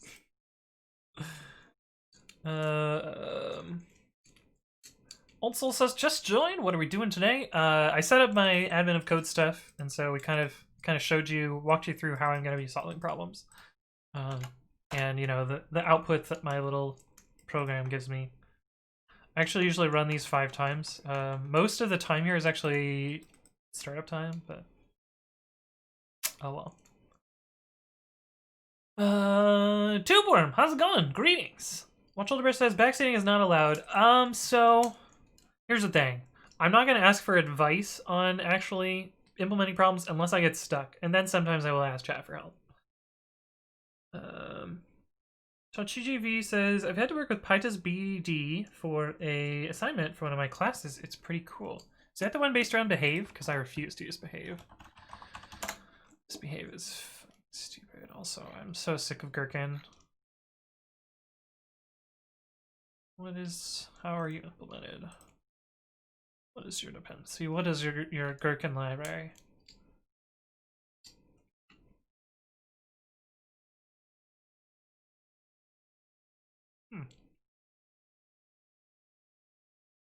I guess it implements its own. Interesting. I don't know. I feel like BDD is... I don't really like BDD style tests. I feel like... So the idea behind BDD is that, oh, it makes tests accessible for anyone to write. But in reality, a product manager is never going to write this. And like the amount of code that you need to set up to make this actually function is just hard to parse and figure out what's going on. Like, you know, you write out all of these little functions that you're like, ah, fuck, well, I typoed the BDD file, so my Python code that I had to write twice as much of to actually get the BDD stuff working is broken. I don't know. I've just never had a good experience with a BDD framework. They act like they should be magic, and then they're really just a pain in the ass, and I'd rather just write the Python code, personally. Hey, what's up, Aquacliff? Thank you for the follow. Welcome to the stream. I'm especially grumpy of behave. Because unfortunately I was working in a very large code base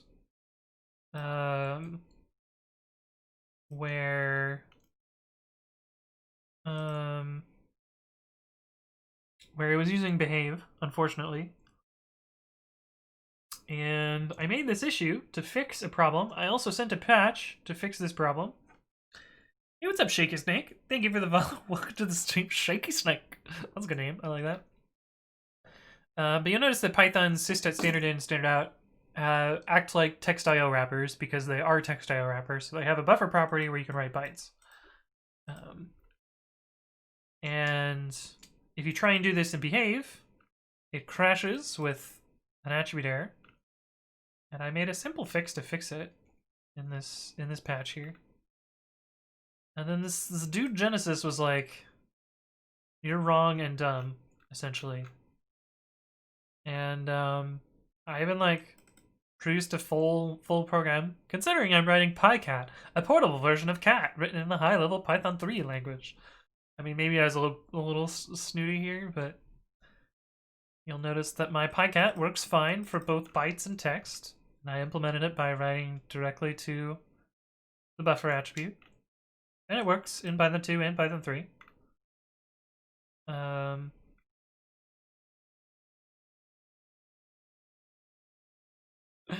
this guy was kind of a dickhead. And then years later, it got closed and reopened for some reason. And then closed again by Stalebot, because lol Stalebot. But anyway, I refused to use behave because the maintainer was kind of not so. But anyway. BDD! Rage! Superm says, I need an alt account with a name so obscene when pronounced it would make Twitch ban any streamer, even the Pokemon. I don't know if they would ban the streamer for that.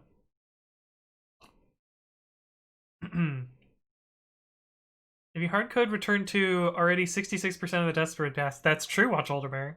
That is true. Hey, what's up, Ethonziel, who says Z? Ethoniel, who says Z? What? Game Eric says, is it just me or XY00 does the first zero look bigger? I mean, I know they're the same size, but actually now that you mention it, it does look ever so slightly bigger. I don't know why that is. It's probably some weird optical illusion. But it does look slightly bigger to me. Malta says, why 2015, not 2020? 2020's not out yet, so I just wanted to show you guys an example of how I'm going to go about solving things. 5 more years to go, right? I just kind of just like all DD. What is DD? Oh, is that what the... Oh, driven development? Oh, because people rarely advocate for using them in moderation. Yeah, that's true. I thought BDD just means testing the whole app with the expected user journeys. Now, BDD is a very specific style of writing out these silly translated English code things. We won't accept your patch because it works for you. Wait, they're using Stalebot with only 18 open issues? Yeah. They were just using it to be less of a jerk. MJ says, it was a few days ago now, but did we already talk about the Kinesis postmortem? So many AWS services were impacted. We discussed it briefly, but I didn't really go into much detail because I didn't feel like I had much to add to the discussion. It's just kind of interesting to see like how... Where's their little diagram? Oh, maybe the diagram was somebody made on Twitter. This is a lot of text. Does somebody have the diagram? Can somebody link the diagram? Because the diagram I thought was more interesting than actually talking about all of this. But the root cause was that I want to say it was ulimit was exceeded. Ulimit thread. Yeah, too many threads. So essentially a ulimit type thing. And that caused a cascading failure with a bunch of other services that were dependent on Kinesis. Which is interesting, but like, I don't know, if you've worked at a sufficiently large software company, you've run into this exact scenario many, many times. It's actually kind of amazing how well Amazon stays up, given how like dependent other services are on each other, and you know, just the sheer mass of compute that they're pushing. But like, you know, this happened at Lyft.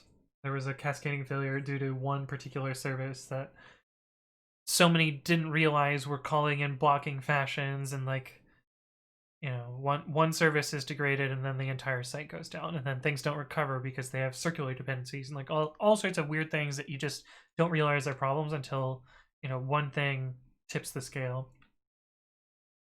But yeah. Although says, dude, we've gotten caching so performant in our builds at my job that I can build 12 images across 3 renders in under 1 minute. Oh, that's pretty nice. I assume it's because the pulls are already on the box, though. I need to rice my dockers a bit. I don't know what that means. There are more jerks for using it. If there's an open issue, then people are inclined to comment on it. Yeah, that's true. It angers me I can't use volumes in Dicker builds. Dicker builds. If you use Podman or Builda instead of Docker as a builder, You can do volumes in builds. It's part of the atomic extensions to the Docker API. Technically, the Docker API itself supports volumes, but the CLI doesn't expose it, which is wonderful. But you could actually build Docker images using volumes. There's just no syntax for it, and no command line option for it. But Builda supports it, and Builda has a command line option, so you can do that. Fresh pulls every time. Wow. Docker and Docker. Is it actually Docker and Docker, or is it Docker beside Docker? Like, are you mounting the Docker socket, or are you, or is it the true containers? Oh, do I have to Google something now, TubeWorm?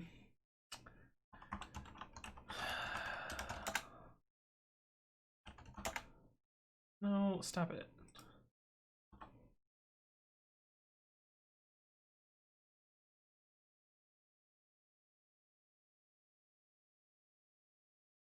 Oh, yeah, I'm familiar with this concept. I just didn't realize that it was called this. Is this a racially charged word? Hmm.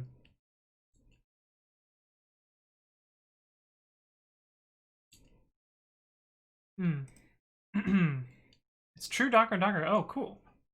Isolated builds every time. Nice. Last time I checked for the issue, I got only more reproducible images. It's true, it's true. I do understand that argument, but like, there's also something to be said for like, I need a sensitive credential in my build, or like, I need an ephemeral value in my build. And the other fun workaround that I've seen for this, to avoid volumes in Docker, is you start a service. I can't actually do it on my machine because I don't have the IP table set properly. You set up a service on your local machine that's listening on 169.254 something, which is a loopback address. And then your container just reads from that loopback address to populate stuff on disk. We abused the fuck out of that at Yelp. But that's another way to get around the volumes limitation, is to implement volumes over HTTP or UDP or TCP or whatever. I guess volumes over IP. That's the generic way to put it. That's some wizardry. It works really well. Hey, what's up, Pseudo? Hello, hello. Welcome to the stream. Amrith says, currently working at Yelp, can confirm. Wait, is the localhost hack still there? 169.254.255.254? Does that shit still live on? Because it's been, oh god. I still have that stupid IP address memorized too. I remember we had a outage. We had a outage at Yelp, based on localhost. Localhost was Yelp's special loopback hack, the 169.254.255.254, which we used for all sorts of stuff, including service-to-service and build time hacks and other stuff like that. And I remember we had a outage at Yelp. They were called DARs for some reason. I don't remember what DAR stood for. But there was an outage based around localhost. Hey, what's up, Mindy55? Thank you for the follow. Welcome to the stream. But basically what happened is a critical service had used the literal word localhost and caused on scale up a significant amount of DNS pressure to look up the word localhost, which was actually in DNS, and so there was actually a response for it, but it was getting like every service call would trigger a lookup for localhost because it wasn't the hard-coded IP address, and DNS fell over and the site fell over. Hey, Dictator, thank you for the bits, appreciate it.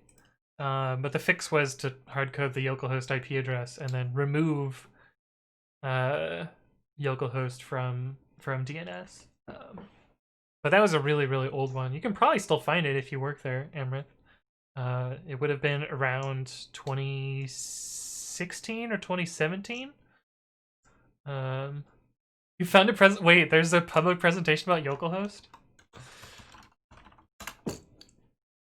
Oh my god. There's actually a blog post about it.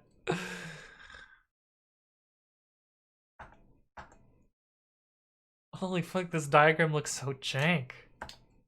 Do they actually list the IP address in here? Yeah. 254, 255, 254. So got that shit memorized. It's been years since I've dealt with this, but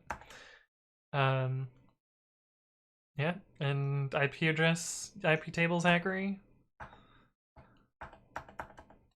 But yeah, anyway, it's a real thing. Could you link the presentation? Yeah, sure. This was done by Solar Kennedy, who fuck, what is his real name? I'm having like a really hard memory time right now. I can see his face, his bald head, his smile.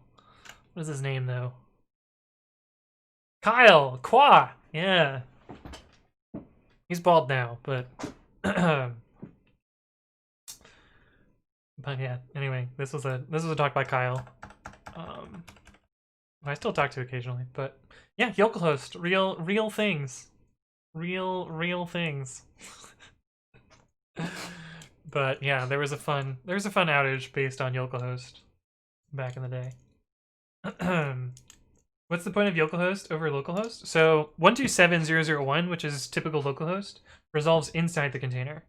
So if you reference 127, you can't access stuff outside the container, so you can't get to host services. Whereas 169 is a loopback that goes to the host instead of looping back to inside the container. So it allows you to get a local network that traverses the container boundary. Because you don't want to have to run like all your sidecars and shit in every single container. The idea is to like have shared daemon. If you're working in like Kubernetes, you would call them daemon sets. We were not working Kubernetes. We had Mesos, so they were system services managed by Puppet and not daemon sets. But if you were working, again, if you're working in Kubernetes, you would use daemon sets for that. CTW says yikes, yeah. Montes has set the MOTD to hello world. Cool. Hey, what's up, the Devil Kid? Hello. Link local addresses. There we go. Altifor says I have a Mesa shirt. Oh no. Localhost also works in production. It's mostly for production. But yes, that's how it works. Localhost and prod refers to HA proxy and then all sorts of shenanigans. Go from there onwards based on this wonderful diagram. Oh, this is the not in container version of this. Where's the localhost version of this? This one, I guess? Yeah, Docker container and then HA proxy at 169. 254, 255, 254. But yeah, fun hacks. Worked exceptionally well, but was silly, super silly. Been looking for this shit for years. Oh god, yes, Tuber. Keep it together, man. Okay, so to be honest, I think this is set up and ready to go. I want to make sure that the badge worked out. Oh man, we've already got a star. Look at you guys. Arca J already jumping on this. We've already got our setup here. We're ready to go later today. 1% shell? What do you mean 1% shell? Oh, okay, fair. That's fair. That's fair. Ethan says, hello, I'm back. Oh, why didn't the emote show up? Twitch, what are you doing? You want to pay name through to connect Docker services. Docker to services on localhost is immeasurable, right? Run by the speaker says, gotta go, see you next month. Alright. Oh, I guess in a couple hours is next month? I see, I understand. Ethan says, wow, lots of progress it looks like. Yeah, we're set up. We've got pre-commit CI going. We're ready to rock. Everything's cached too. It's wunderbar. Wunderbar. And we ran through a sample. We did 1 day of 2015 just to show that it works, Ethan. But in that we didn't really do much. 100% of threads about it on the internet are basically, I have a MacBook and it works.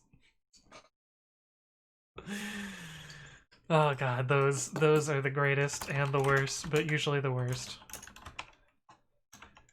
Okay, but just to save us some time later, we're gonna cp-r day 00 to day 01, and then we'll be ready to go when we get that. You can actually even go one further and write out this empty file.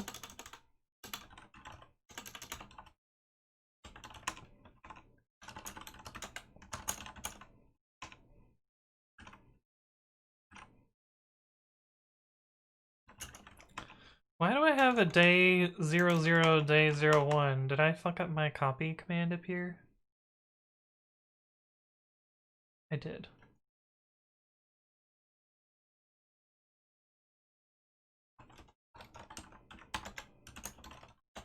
Yeah.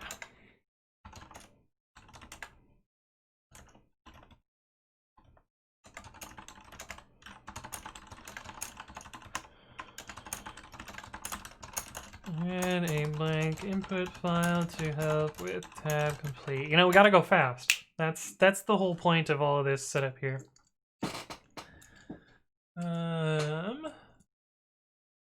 It says, what the fuck, Twitch? It said my sub would be available in an hour like 2 hours ago. Now it says Prime subscription available November 30th. Fucking Twitch, right? Druk says, why not scrape input.txt directly from the site?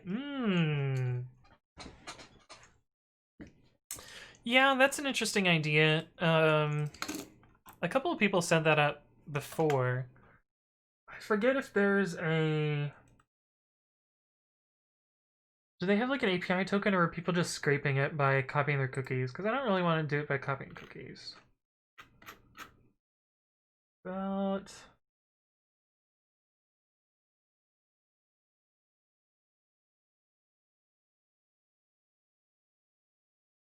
Oh, guys, it's the drop saw.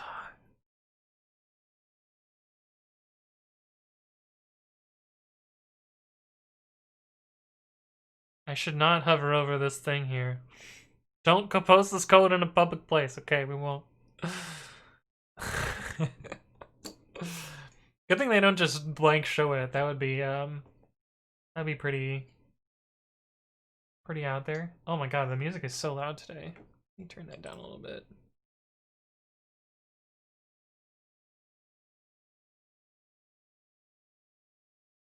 Wait, the music is a little quiet.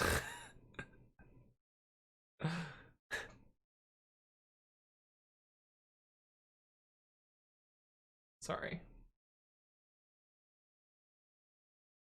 Now it's gone. Okay, this is about the right volume, I think. I didn't even notice there was music until drop song, right? You need the session token from the cookie. Yeah, I think I'm just gonna copy and paste. It'll be fine. If there was API tokens, I would set up API tokens, but I don't think there are, so we're not gonna go down that route. But yeah. Okay, but anyway, I think this is ready to go. We're ready to rock later today. I think for now, we're gonna work on some other stuff. I have a bunch of open source things to look at, so can jump through those. Oh, also I have some YouTube comments. Let's see what the YouTube comments say today.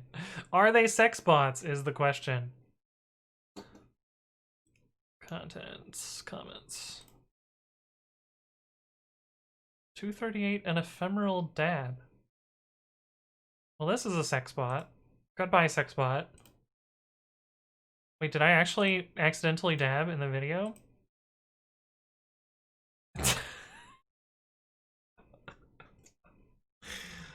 God damn it.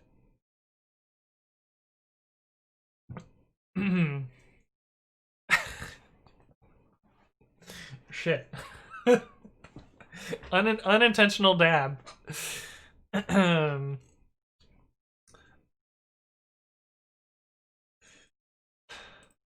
Oh, shoot. You got me. That's funny. Let's see if there's one reply to these. Nope, we're good. Okay, cool. Oh, there was another sex bot, but it got filtered. Interesting. But sometimes YouTube finds the sex bots, but sometimes they don't. Don't know why. Very, very inconsistent. Okay, so the question is, do you guys want to do open source, or do you want me to work on Precommit CI? I'll give you guys the choice. Check and spam what you guys want to hear. What you want me to do. Hey, what's up, Adney? Hello, hello. Welcome to the stream. Open source Precommit CI. We got one Precommit, we got one troll, we got 2 open source. Looks like open source is winning. What kind of open source? I don't know. Whatever's in my inbox. I have like 3 or 4 things that I have to do. Some of them are gonna be comments, so we're gonna be doing the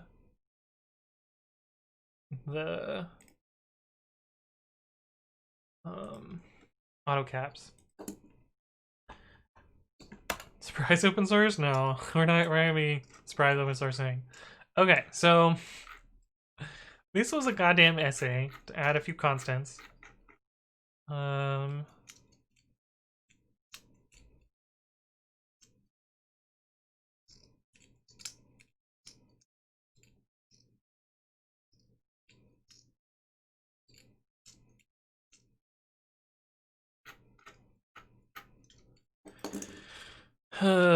And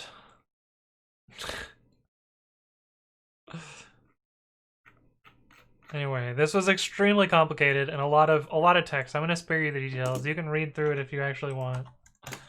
Hey, what's up, Tabanai? Thank you for the follow. Welcome to the stream.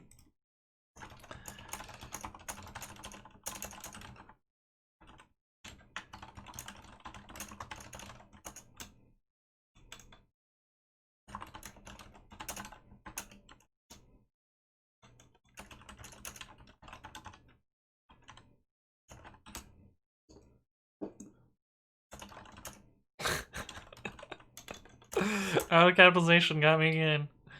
Way less intrusive than everything. And ready? Space adds a period. Okay, that one was easy. I don't know why I procrastinated so long to look at that one. This one. Oh, really cool thing happened here. You guys ready for this one? This is a documentation update for Precommit.com, which fixes init templater docs on Windows for Command and PowerShell. And someone in chat, I don't know if, are you here today, Chrono B? Oh, you're not here today. Bummer. Chrono B is in chat. But you'll notice they made this commit using the GitHub editor. And look what happened. Precommit auto-fixed their trailing white space, which is kind of cool. Oh, there was actually a poll? Did mods actually make a poll? What should Tony Chan work on? I didn't even notice there was a poll. Okay, cool. Yeah, Precommit CI auto-fix this. So, let's see what this patch looks like. For Windows use, home path, command. I should probably split this up. Also, console is the wrong type here. We'll just fix it for them. Precommit/precommit.com.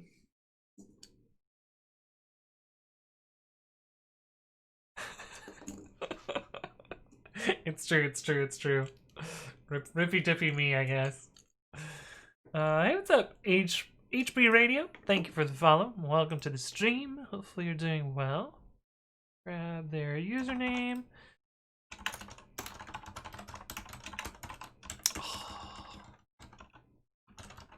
And Ganjans, thank you as well for the follow. Alright, fine, I'll catch up on chat. Open source, open source, open source. GK says, I'll be right back. Gotta feed the horses. Interesting. Cybernetic says, wait, should I at you in my task to write more tests, Pog? Tuber says, have you ever considered becoming a VTuber? I don't know what... I don't think I'm weeby enough to be a VTuber. Why is no one voting for girls virtual chat online? Wait, was that an option? Emerick says, how many hours do you code a day? And Tuber replies, yes. Too many.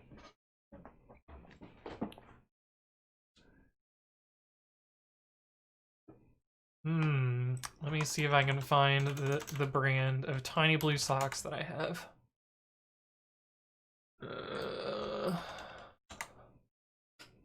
I just searched Amazon for Amazon like a fucking idiot. Socks.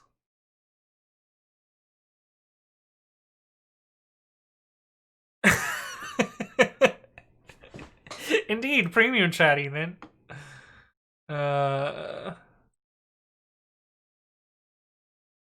Here is a link to the tiny blue socks that I let Juice Bonks borrow. They look like this. Elfmen's socks. But anyway. Juice isn't in a meeting, right? Make it so you can't merge if it doesn't pass the CI. Wait, what? Ganshin says, I'm an Ubuntu fan myself. Cool. Well, if you do Bang OS, you will learn that... I'm running a very weird distribution of Ubuntu called Windows. Some kind of project to do that ASC input download, you have to give it your token. Yeah. I've seen this one.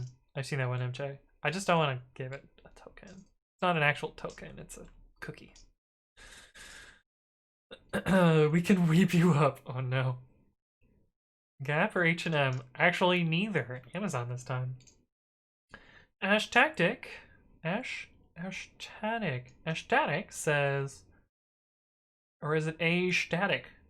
A-Static says, is that the keyboard you used in your YouTube videos? I saw some videos and they sounded really quiet. It depends which videos you're talking about. The most recent ones, yeah, have this keyboard. I usually turn off the keyboard cam for YouTube, just because it's less relevant for non-live content. Sometimes I also use my clears, my other keyboard. But yeah, it's usually this keyboard. Elfman, right? Affiliate link. It's true. It's true.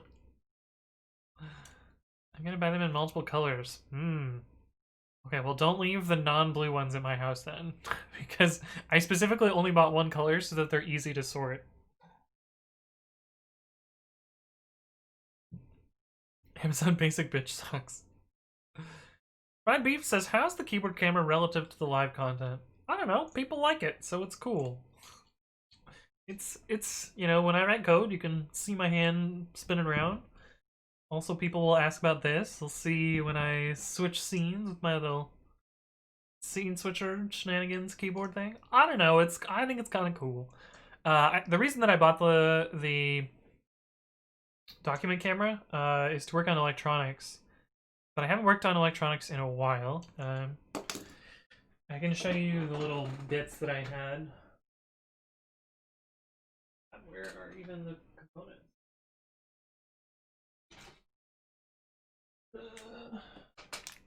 No, that's not them. Oh, maybe it is. No. No. Anyway, I was making a Nintendo Switch controller, microcontroller, so that I could play my Switch using just the keyboard, which I thought would be cool. Or do cool things like allow Twitch to play a Switch game. You know, Twitch plays Switch kind of dealio. But I haven't had time to work on it in a while. But that was the original use for it, was so that I could show you all of the little electronic stuff. In fact, I still have the scenes for it. So There's still this scene here for where I would, you know, use my Switch right here. You would have chat way down there. We would have, you know, a keyboard. Well, it wasn't the keyboard. It would be like my actual equipment. But Tuber has redeemed play Type Racer with chat. Okay, we can do some Type Racer. I guess that's the other reason that we keep this up, so you can see me going super speedy. Whoa. They've changed everything. Whoa.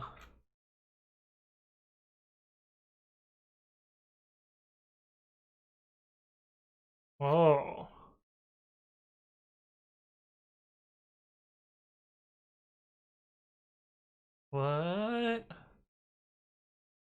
Where's the little... I don't want to upgrade. Ooh, look, I've got two little Typist 2 insignia. I'm not gonna upgrade to premium. Oh, how the fuck does this work now?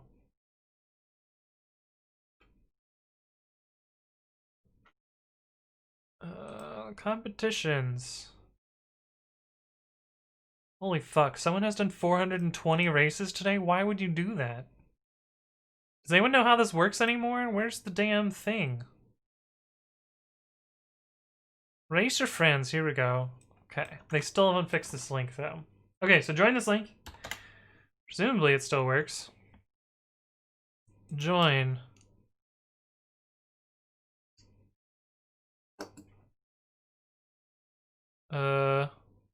Yeah, okay. Join chat. We'll be doing some Type Racer. I don't know why they moved everything around. It's kind of wacky now.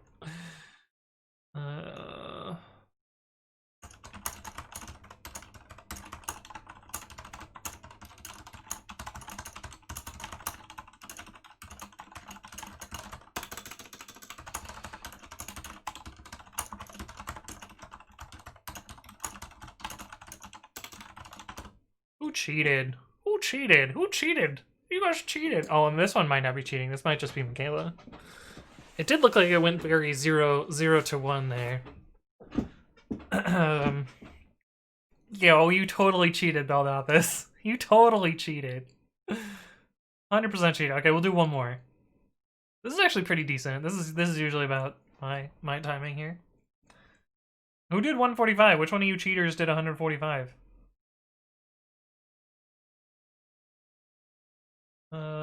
You'll be able to invite... Okay, cool. Where was the start light thingy? Are you colorblind too, Worm? Might be a problem, but it's right here usually. Oh, now I can't see it. Actually, that's bad. Why did they do that?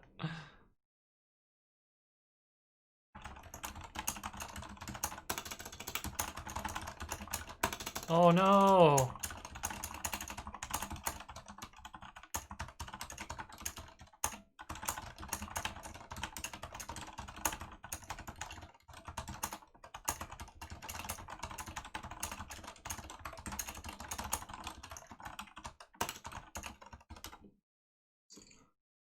Okay. That was good. Ice Cuber! Join this one. But anyway, that's Type Racer. How do you cheat in Type Racer? You can do some stuff with JavaScript console. Of course it captures you later, so like... This is pretty good. It's pretty good. Anyway, thank you for that. That was fun. Let's see. Isn't it more relevant for recorded stuff though? Just in case they understand English, well, they can just check what the keys you pressed. So for some of this stuff, I do show keyboard combinations, so I'll usually keep the keyboard on for that. The thing is, it takes up a lot of screen real estate, and so usually the chunk of code that goes like right down here is more helpful than that. Start now with a Type Racer Prime subscription, right? Cloudflare, hold me. Shane Monk says post like, oh, I did post it. It was a little bit earlier in chat. Oh well, next time. But they redid this site completely. I wonder why. Also, why did my average speed go down? My last two races were over 100. Best raced 126. This is on my other. That was on my other keyboard. Oh, you can change your avatar? Yo. Cool avatars. Only premium members can select a cool avatar. Fine. Just get these lame-ass, normal-ass cars. Your keyboard layout, QWERTY. I'm not gonna tell you where I live, though. That's fine, you don't even know that. Oh, I've done exactly 97 races. Huh. It's kinda cool. Let's race in Chinese. No thanks. James White says, alright boys, I'm heading out for the stream. See you in January when I can watch stream. Because no can do to wake up before 6 for stream. Oh, well, I'll still be doing some of my normal slots, James Boyan, so we'll see. I'll probably still see you before January. There's an instant death mode? What? Pay to win game. I miss the old normal keyboard days. Yeah, maybe we'll use the other keyboard sometime. Gonna be patch 1.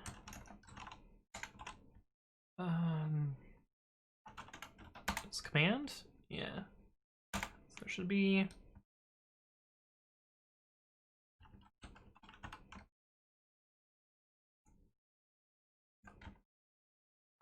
Is it batch? Is that what it is?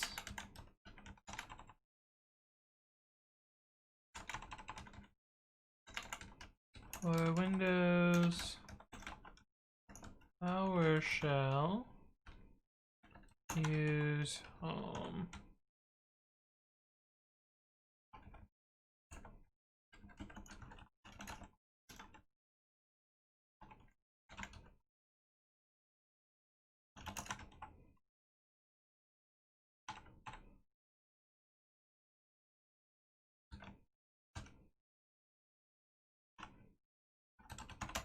See what that does. Before I go, I need to check my chat plot. Nice. How's your chat plot, James Boyan? Are you about to have a big flat line there? Oh, upward trending graph. J. Carey says that I'm back. Did we solve the halting problem yet? I'm not that good at programming. Ooh, Andrew in the next with the downward trending graph. You're gonna need to chat a lot to bring that up.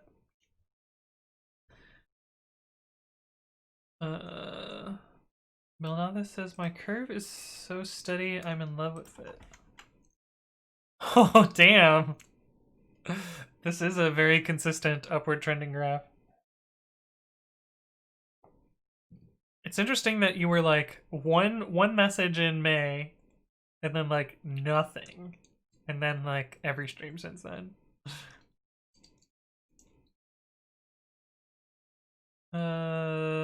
Bitchid says, I think there's something wrong with me, guys. I need help. I went to this house party, and it's just like with 4 girls. Bitchid. 4? Damn. Priok says, gotta pull those numbers up. Those numbers are rookie numbers around these parts. Are you talking about Devil Kids graph? Been to stream a couple times. It doesn't count today, so after today you'll get another one.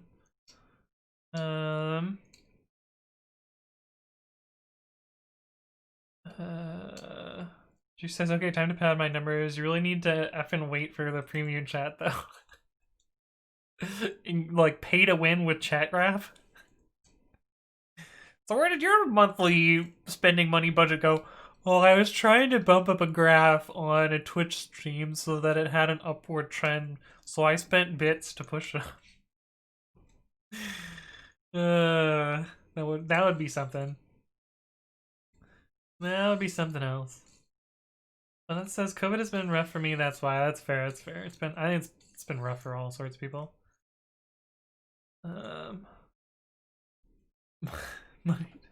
It's true. It's true. Doing binary streams.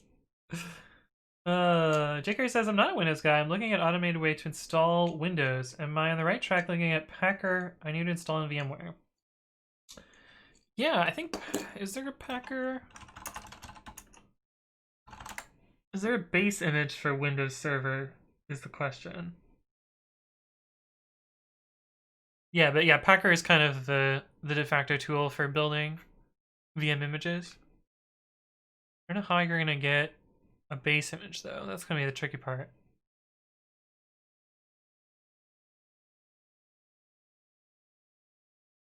Like this is for making Azure AMIs. I wonder if there's one for VMware though. I mean, there is a VMware target. The question is like, how do you get a legitimate version of Windows that you can use in that? You could probably use the modern IE bases, worst case. Pay to win sounds like a win for you, Anthony. I guess that's true. That sounds like simping with more steps. Technical simping. You're missing a backtick in the PR? Alright, well, we'll see it when we look at the index right here. I just did Nano. I wanted Firefox. It did work, though. It did background it properly. Init templater. Uh-huh. You are correct. You're indeed correct.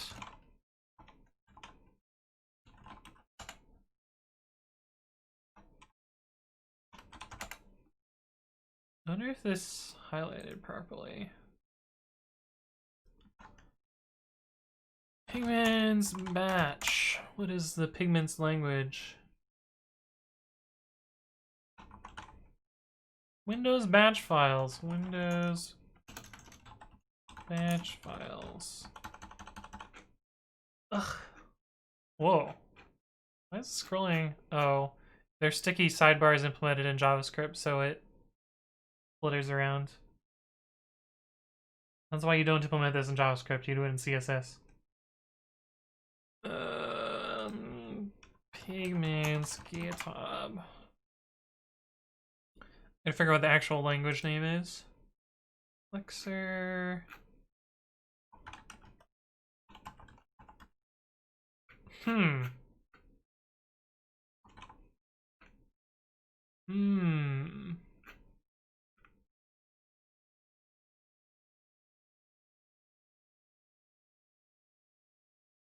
Console? No, that's for console output. HiPy log lexer. That's oddly specific. If.net.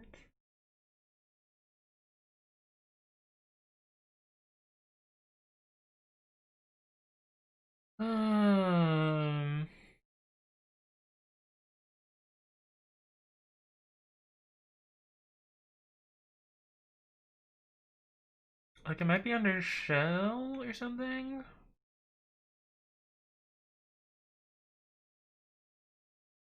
Apparently parse pony in this. Ruby scripting. Yeah, let's try both of those. Scripting in embedded languages. Lua. Lua Moonscript. ChiScript. Something tells me these are not. AppleScript. Holy crap, there's so many keywords in AppleScript. RexLexer. MooCode. Iris, I'm not even bothering on your shell. Bash, TCH, batch.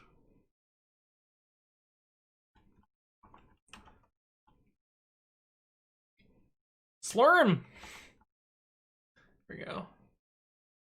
It says batch. Okay, so we are highlighting properly. Is PowerShell in here? Yes. I should write out the word PowerShell.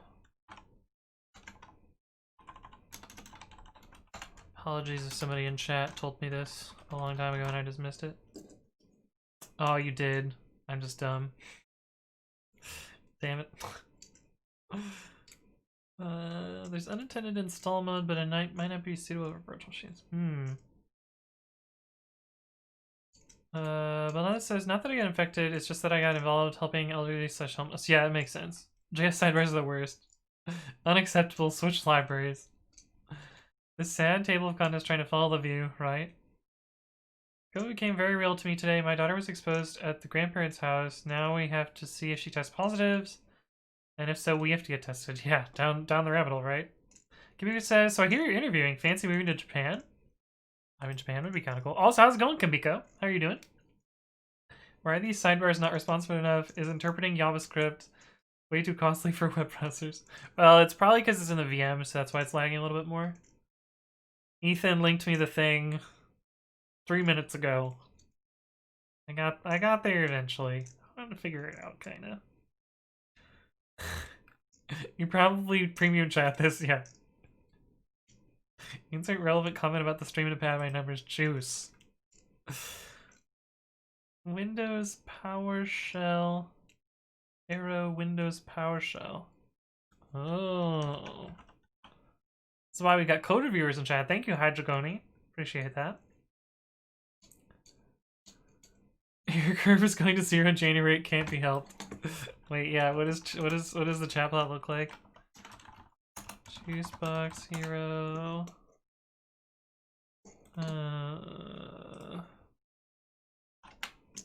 Oof. I don't know. It might be getting to 0 sooner than January. So it's pretty yikes there. Oh yeah, this happens if you background and foreground. Also, you can see how curses cheats and doesn't re-render lines. If you go down and then up, it gets fixed. So if I refresh this now, oh, there's actually a YouTube video that's coming out soon, which tells you exactly why this did what it did. So you can see that I refreshed it and we got a blank file. That's because the right of this file is non-atomic.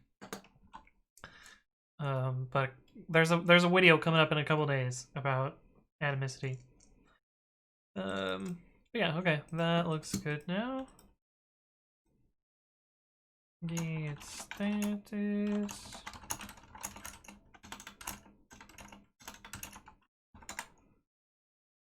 Commit. Involves installing ESLint, I guess. Oh yeah, how's your chat plot, Kinbiko? Okay, okay. Slightly upward trend there. And J Carey. There's an upward trend. Approve, I approve. My chat plot is spikier than the US COVID numbers, yikes. She says, okay, I need to quit my job and chat in your stream more apparently. Yo, chat plot was such a cool, silly graph thing. Hey, what's up, Robin? How's it going? Hello, hello.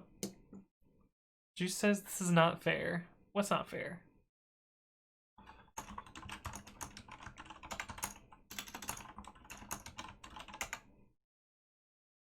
My lowest numbers are higher than most people's numbers.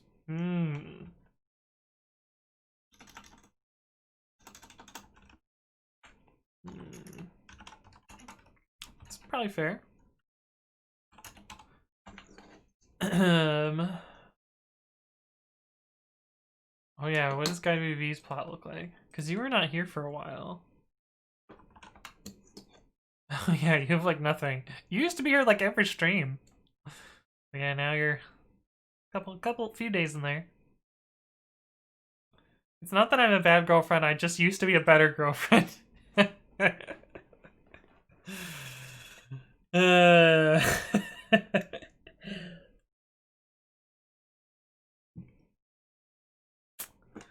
Yikes. Okay, cool. This looks good. Then they sent this patch. Ethan has resubscribed for 17 months. Oh man, really appreciate your long-term support there, Ethan. I think you probably, well, there's also probably there are some people that are subscribed that are just lurkers, but I think you probably have the most number of months. Hey, what's up, Potter Jack? Thank you for the follow. Welcome to the stream. Useman says, so hyped for AOC. I hope we get something like Intco again. Oh yeah, there will probably be some sort of Intcode kind of dealio thing. So it should be pretty good. Hey, what's up? Bruno B. Mello and Userman2. Wait, Userman2, I've seen you around before, right? You've been into the stream. Yeah, why are you just following now? Thank you as well for the follow. And Snow Crash 80. Thank you all for following. Welcome, welcome. Mathematically speaking, missing a stream is quite penalizing for your modelization. It's true. It's true. I don't filter out the zeros, I don't think. Somebody wants to improve the model, like, by all means, improve the model. Hey, what's up, Biryukovsky? Thank you for the follow. Welcome, welcome.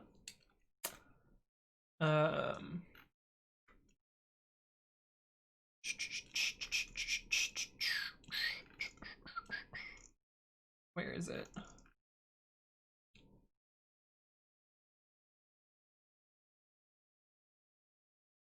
Oh yeah, it's just a linear regression, and I'm pretty sure it includes zeros. Yeah, so it counts zeros from the first day onwards. So yeah, if you miss a day, it hurts. It hurts the graph a lot. But, I don't know, I felt like that was kind of an okay number. M2dev.net, hello, how's it going? Welcome back. And Pylang, how's it going? Ethan says, thank you, I really enjoy your streams, awesome. Is AOC going to string Among Us again?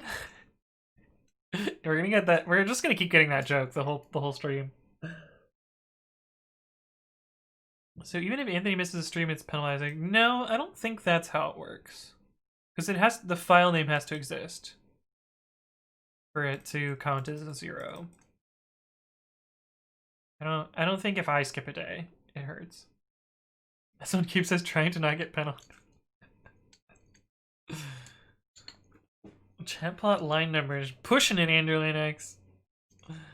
Userman says, I think it was around for a specific thing, so following didn't come to mind. Oh, that's fair. That's fair. I'm not mad. I'm just pointing out the state of things. Okay, so I can merge that.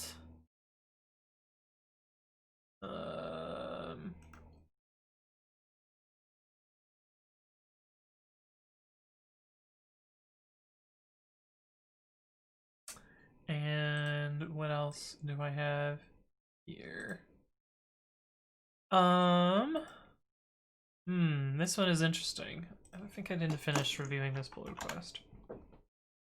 Time to hack chatbot to inject better chatbot numbers. Kimiko says, are you getting some money for your vulnerability discoveries, by the way? So far I have gotten nothing. I guess that's not entirely true. 2 people have sponsored me on GitHub related to things. But I have not received any bounties yet.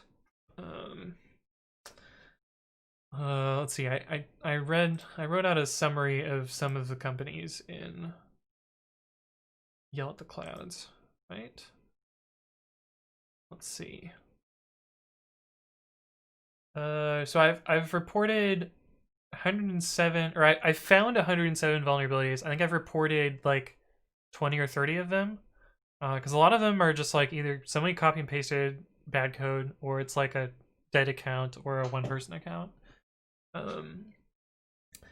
Let's see. Yeah, I've reported about 20. Google has silently fixed their shit. Amazon has fixed their shit and said we won't pay. Alibaba has said this isn't a bug. Microsoft has not gotten back to me. GitHub has said we are looking into this. They haven't really gotten back to me. A couple of startups have been like, oh shit, this is bad. We need to fix this now. And I've been working with them to fix stuff. But yeah. Other than that, not much. Not much has come of it yet. But I will eventually I will be eventually telling you the details of this at some point. Also, one large open source organization has fixed their stuff and has not provided bounty. Hey, what's up, ELC Music? Thank you for the follow. Welcome to the stream. One open source organization that I spend a lot of time with.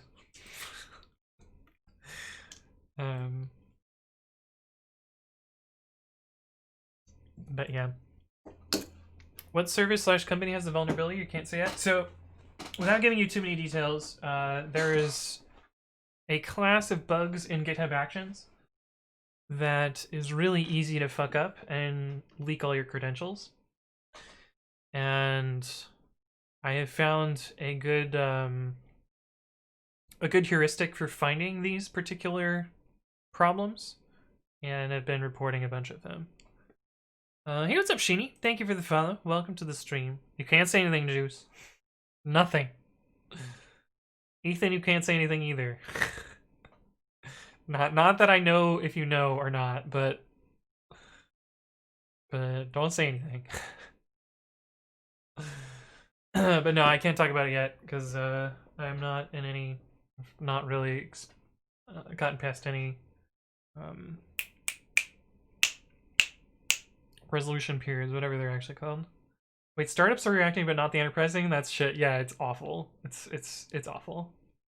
Beer money, you already got wine. Oh yeah, Juice.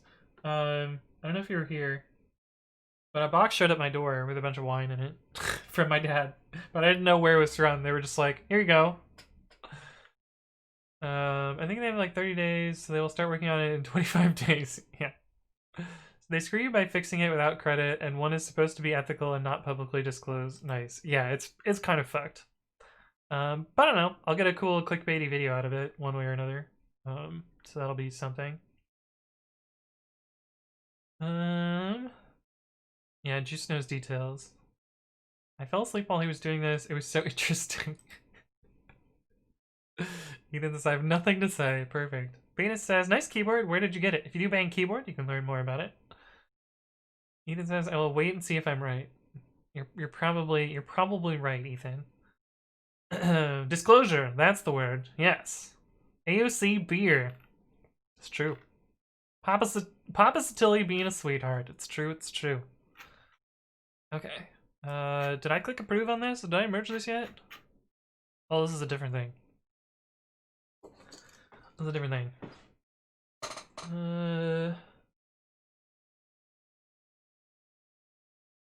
There's also a TypeScript action template, which is better than nothing, but it's not perfect. It uses both ESLint and Prettier, and everything they do with Prettier can be done with ESLint. That's amazing. Solus, how's it going? Good to see you. How you been? I'm sure that beer will be useful in the harder days.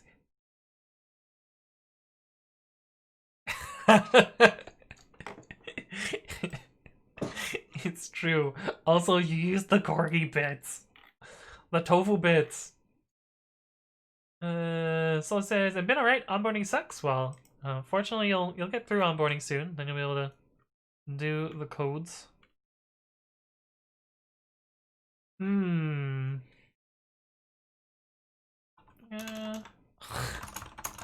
The silly auto capitalization. That might be better.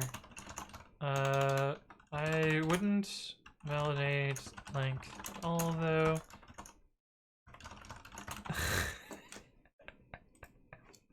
it's true. Ethan and Juice talking in premium chat. Ah, dang it. There's a little bug in the auto capitalization when it doesn't know the difference between lists and dash dash. Wouldn't validate length at all. You can have a 15 character short shot, for example. So that would lead to a false positive. It might be worth trying to implement some sort of heuristic, and then, well, you guys can't see that because it's off screen. There we go. And then searching GitHub to find if things adhere to it.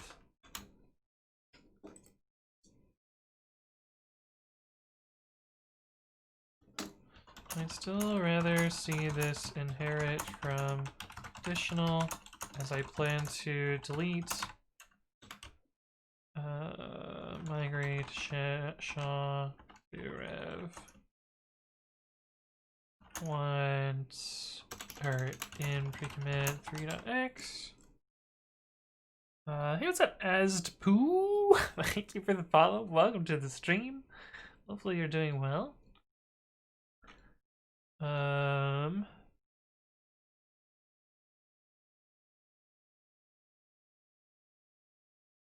Mutable in dict.get.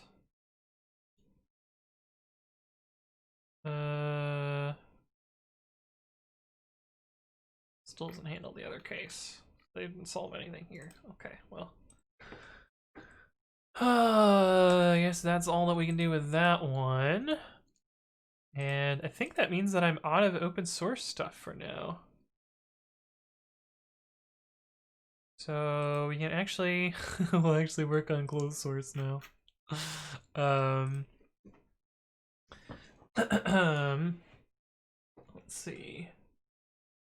Employed now, so that's why I haven't been here. Yeah, that's how that goes. It's all good. It's all good. Better than your brother. Yikes, Kimiko. Hey, what's up, MB Controller? Thank you for the follow. Welcome to the stream. We're doing a TOEFL reveal stream tomorrow night on Anthon's stream. It's true, it's true. Userman2 says, by the way, thanks for being reliable with the advent of code streams. Always a joy to be here before and after. Well, we'll see how reliable we stay. I have a company party starting at 7 Eastern. Cool. Nice. Hey, what's up, R. Pereira? Thank you for the follow. Welcome to the stream.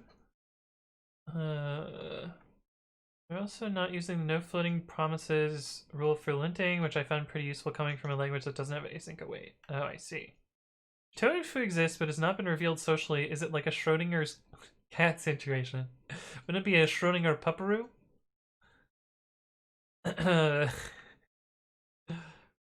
So this first project used some for a vanilla JavaScript, so I'm going to have a great time learning raw DOM manipulation, but hey, I know Vue now. Cool. Did you do 100% of all open source? Ethan says, wait, you should work on PepGrade for PEP 585. Yeah, I should. It's real complicated. It's real hard to get right. The hardest part is deleting the imports, actually.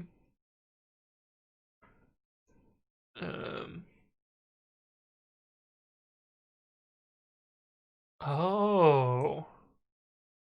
Are these deprecated for the ones in context lib now?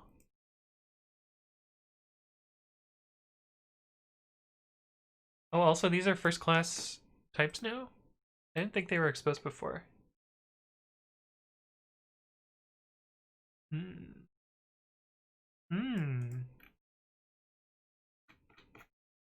Yeah, like Python 3.8 import re.match. Oh.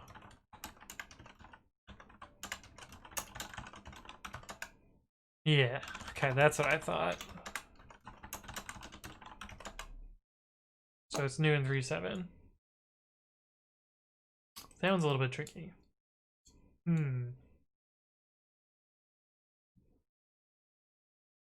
Stream, I'm confused with that. Oh, Juice has a pepperoo. Twitter.com juicebox heroic. And then we can see the pepperoo. This is a little tofu.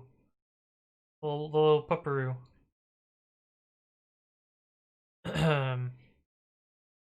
Pepperoo. More tofu. Sleepy tofu. Tofu. Anyway, we'll see tofu in the flesh on stream. Tomorrow? Tomorrow. It's Sebastian. Thank you for the follow. Welcome to the stream. Hopefully you're doing well. DOM manipulation, leave me out of it, says Dom DF coding. The answer says, can you quickly sum your ideas for the Babby tab size thing? Yeah. Yes, I can. So what I think I want to do... Let's close this. I don't need that.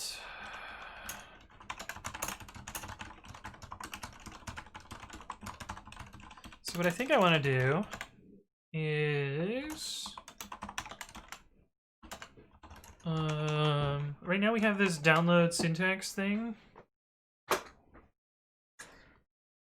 which does a bunch of stuff, and we have like basically a list of repositories here that have all of their grammars and such and blah blah blah.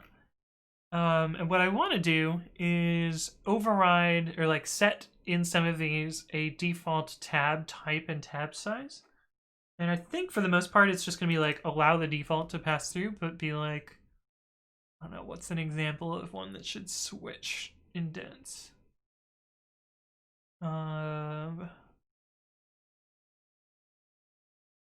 Puppet 2 space indents?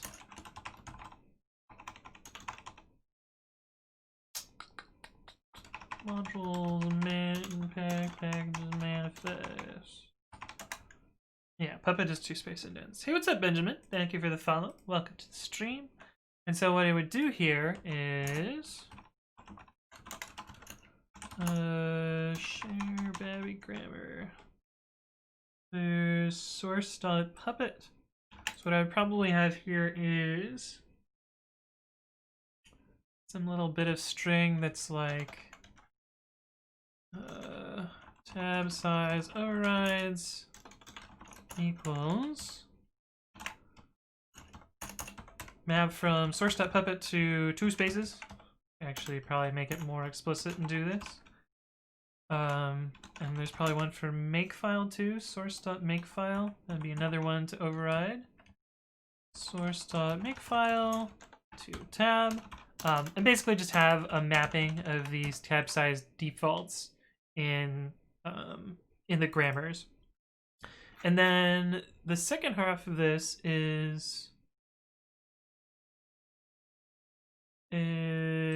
here. For grammar and grammars.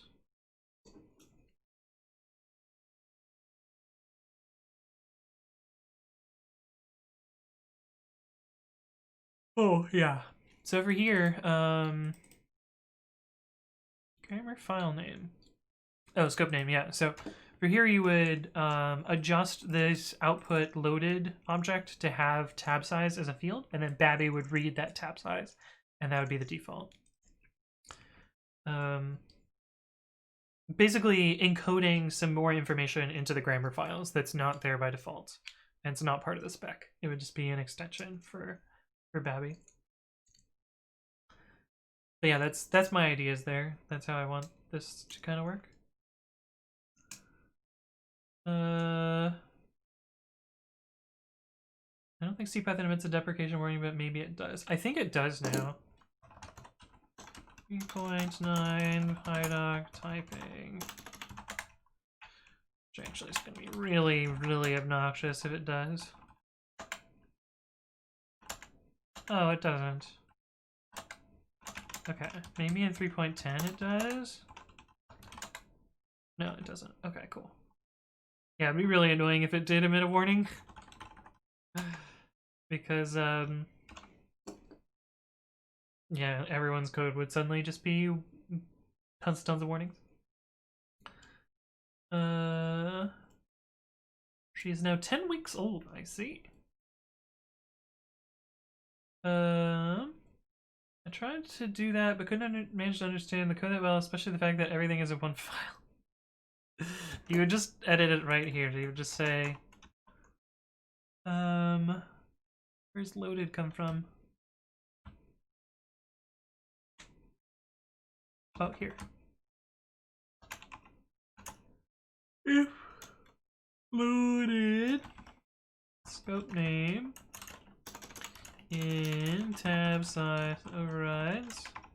Actually, I can probably just do loaded tab intent sure equals tab size overrides dot get loaded scope name space times 4 or something like that.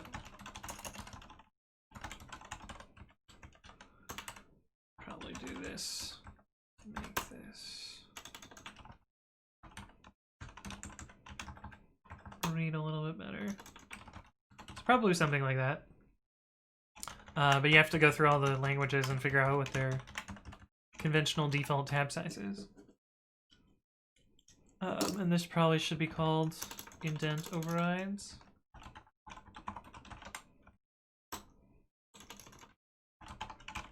But then I forget how the script works. All right.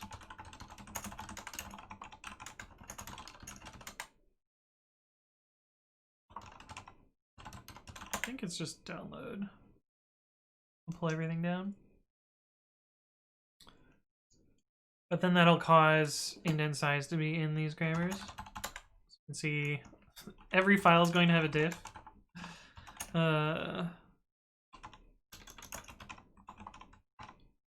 if we look at source.make file, you can see that we've added an indenter down here at the bottom.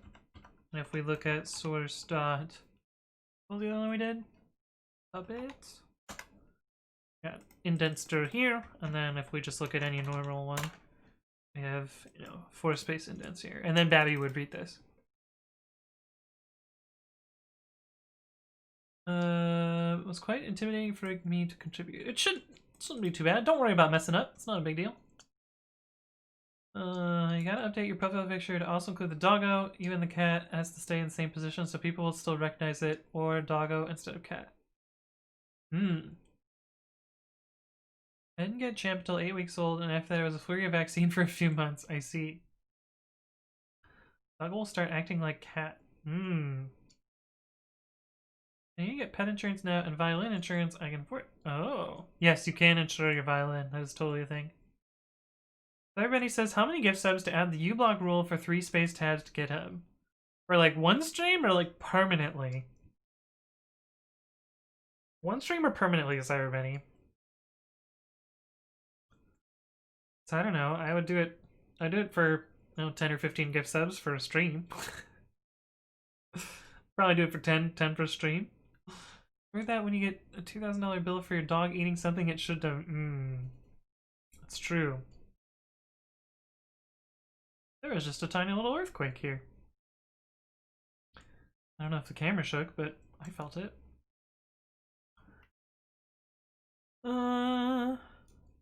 Isn't it Lords of London who will insure anything? Interesting. Maybe that'll happen in 3.11? Please, no. This company I'm working with is porting their code, thank God, but they use Subversion and their repo has every image. I've been pulling for 2 hours now via Subversion. Oh no. Oh no. Yeah, it's probably best to let things settle for a bit. I agree with that, Ethan. The deprecation warning should only come in once 3.8 is approaching end of life. Yeah, I agree with that too, Dominic Coding. I like that. Pip 20.3 was released with the new resolver on by default. I actually haven't tried the new resolver yet. I'm kind of waiting for things to settle. I suspect it's going to be a pain in the butt. But if we pip install pip dash upgrade.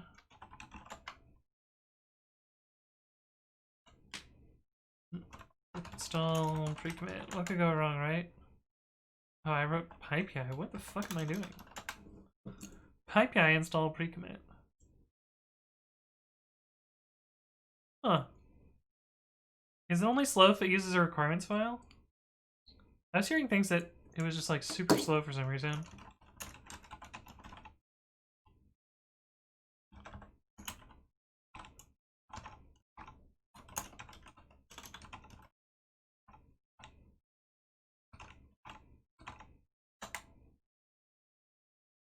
Oh yeah, that's the resolver pause.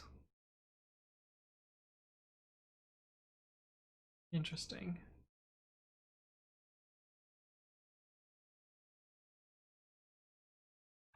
I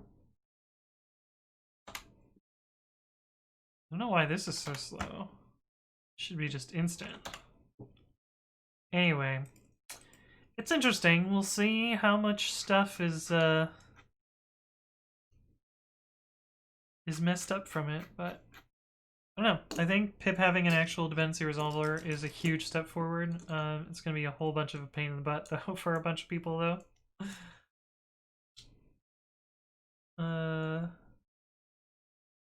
10 per stream auto capitalization gives more bang for our buck.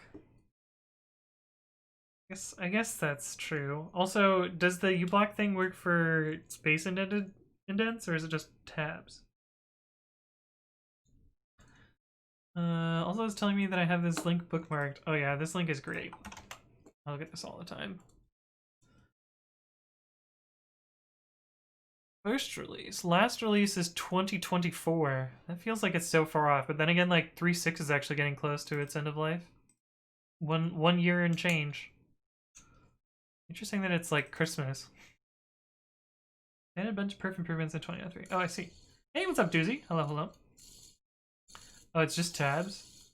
Okay, maybe then just 5 gift subs would be enough for me to turn that on. I don't know, does it work in does it work in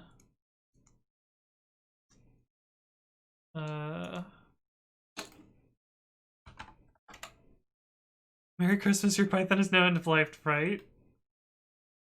How do I do this?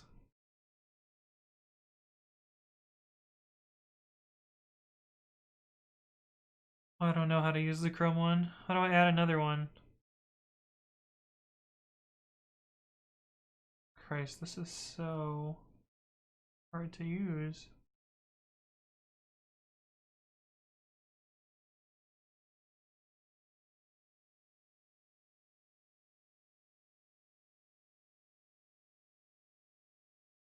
Open the dashboard. There we go.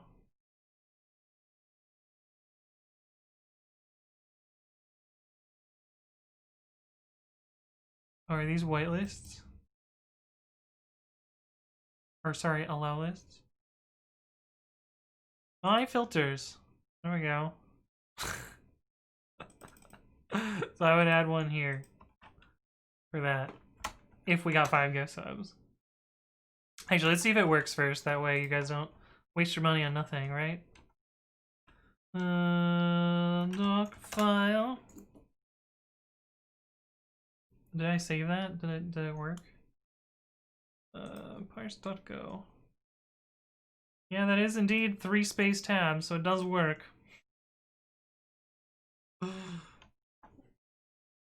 I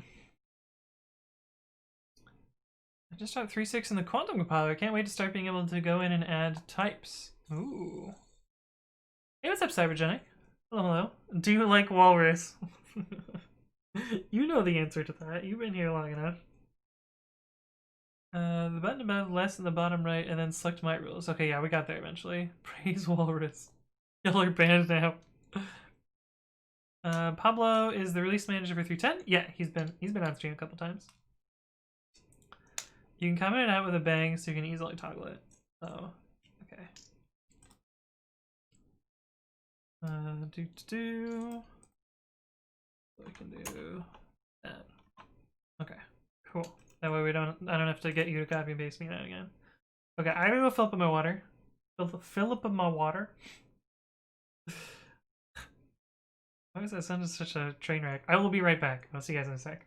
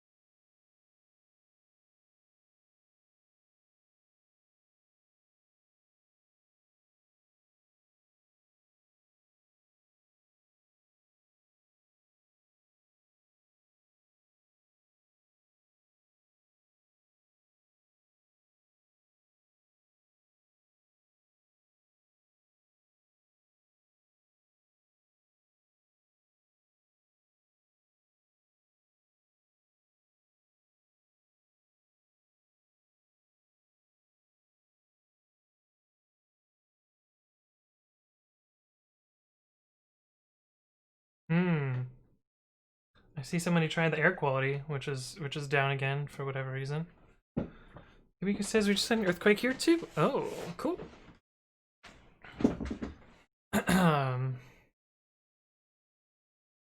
Pep 600 is lit. Finally, they don't need to keep making peps for all of the new menu linuxes. Oh yeah. The problem is,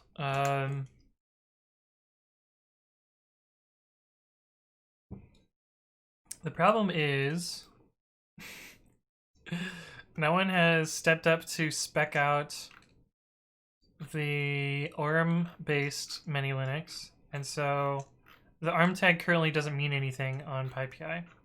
But yeah, the fix for the many Linux year tags is to just have a numbered version here, which will be pretty cool. But it also means you won't have to have a weird Docker image to build this. You can just use, you know, Ubuntu to build stuff. I still think that, granted I never formulated it into an actual proposal, but I still think this was a really good idea that wasn't taken far enough, which is to build operating system specific tags for everything. Now this existed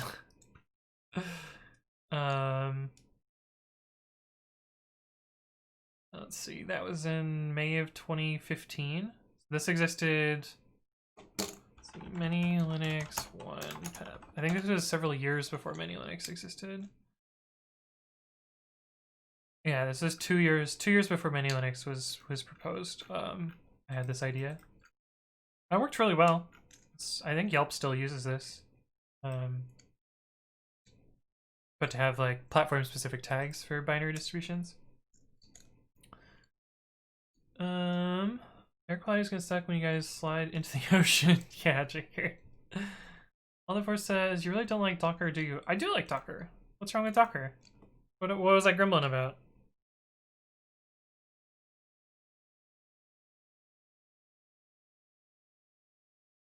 I mean, the only reason Many Linux works right now is because of Docker.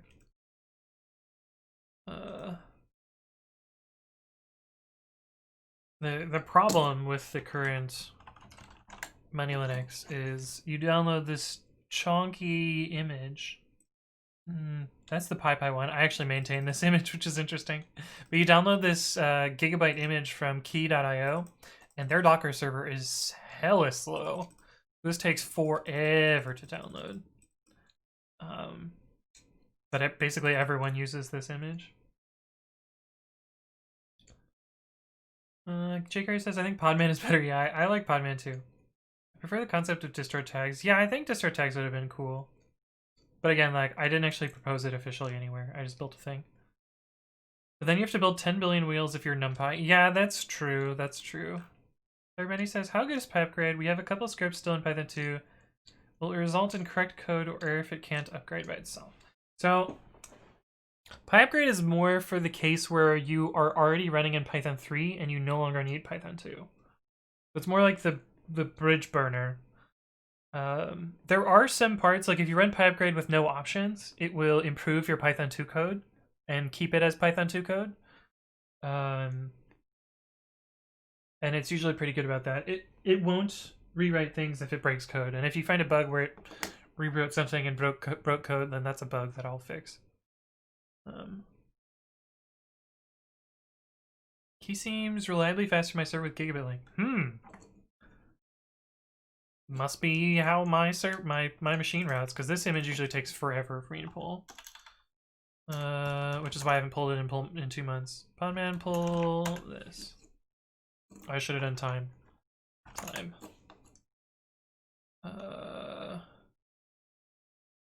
Huh. Well then. I guess they've improved their performance problem. I guess I haven't tried this in 2 months. Because it used to take forever, but I guess it's not so bad now. Never mind. Getting pointed out that I'm wrong in real time. Dave Gunning says, PyUpgrade, I do find PyUpgrade useful for fixing Python 2 idioms I subconsciously write. Yeah, me too, even. One of them happened on stream the other day where I was like, oh, why did this rewrite? Oh, right. PyUpgrade being big brain there, while I am being small brain. Okay, so I want to figure out why where deletion is not working for pre-commit CI. In order to do that, I need to delete something, which is going to be great. I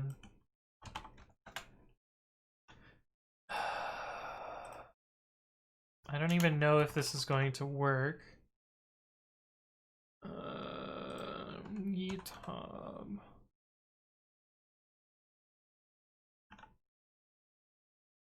Oh, this is gonna be so obnoxious. Settings. Developer settings. Edit. That's not a secret. This is the secret. I gotta make sure this is on. Okay, so this is the prod dev. Results dev dot precommit dot ci. Just make sure this loads. Does. Okay. I'm going to try and delete my installation and see if precommit CI handles that properly. My guess is that it currently does not, and we will see a crash in the logs.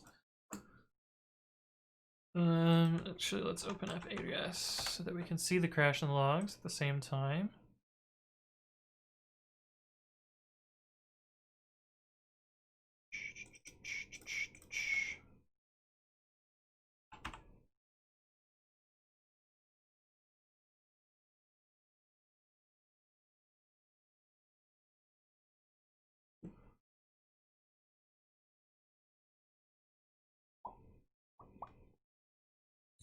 But yeah, if you're looking for a tool that's going to take your Python 2 code and make it Python 3 compatible, I would suggest Modernize as a good like first step, and Pilot Py3k as a good checker. And you can hook up both of those in pre-commit, and they work well. Actually, I didn't want Lambda. I wanted CloudWatch. That's most of what we used at Lyft. So we used PyUpgrade in Python 2 mode. We used Modernize, and we used Py3k Pilot. And Py3k Pilot doesn't actually depend on most of the Pilot junk that makes things a real pain in the ass otherwise. The Py3k checker is pretty decent. Also, I've made a bunch of fixes to it, so I'm just going to delete these. Yes. And this is just so that I can get a blank set of logs, so it's easier for me to debug this. Yield from is something I've figured out. Oh yeah, yield from. That was actually contributed by somebody in chat, if I remember correctly. Okay, go away. Oh, this didn't delete everything. These are some real old ones. Delete. Yes. I tried 2 to 3 on one of the scripts, but it broke stuff and eventually ran into an error message that I couldn't resolve instantly, so I didn't fit into the give me 5 minutes trials time. Yeah, that's fair. 2 to 3 is decent, but it can never be perfect. So the thing about 2 to 3 is it's not intended to make code still work with Python 2. Which is, yeah. It always pisses me off when people only try 2 to 3 and then complain that it's impossible to migrate to Python 3. Yeah. Yeah. Hey, what's up? Kayakun guys. Thank you for the follow. Sorry if I butchered your name. Welcome to the stream. Once I have to run the script to find errors it left and also understand the script well enough to be able to test all the functionality. Yeah, that's true. I've only written 3 lines of Python code in the last 2 years. Okay, cool. So we should be at 0 log lines now. And I should be able to run the deletion from here.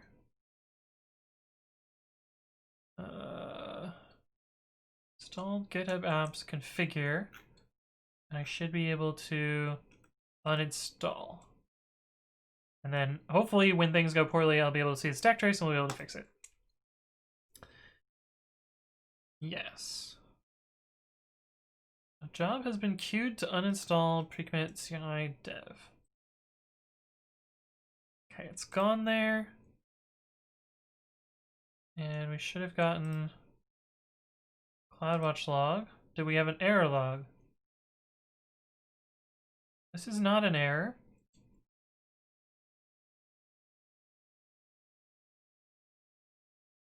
But what the fuck? I guess I gotta look in the database too, see if... I actually don't know if that's the webhook or not. It's possible that it's not.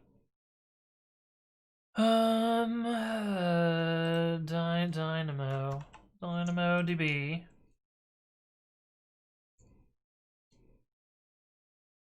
And tables and installs. It should be 0 items, but it is not 0 items.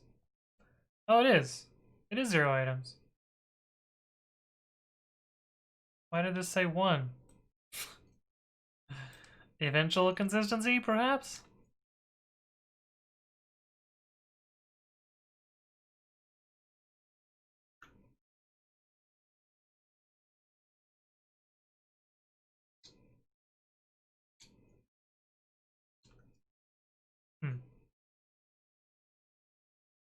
Okay, so in theory that worked. And then I should be able to set it back up again, and it should be fine.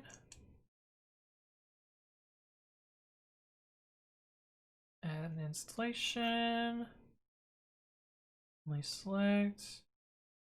Demo 2. Demo 3.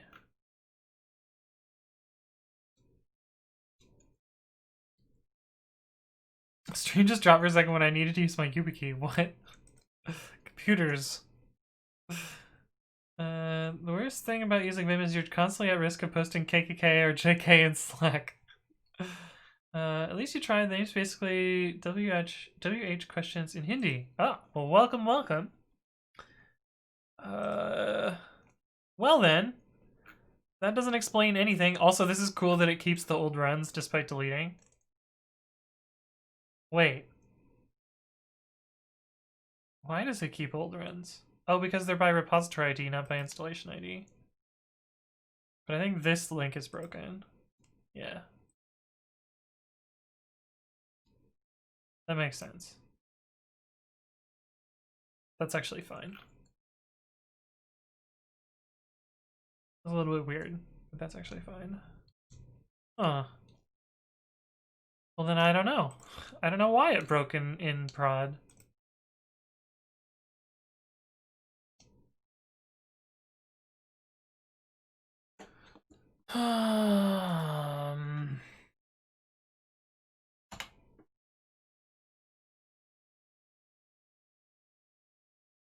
It's really concerning that it broke in prod though. It says that these two don't exist. I guess I can look at some of their repositories and see what happened here.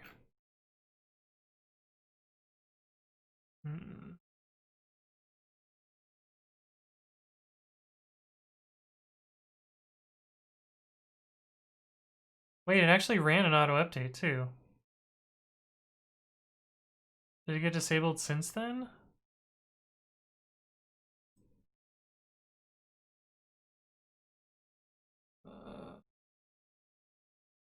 This is June, so that's really old.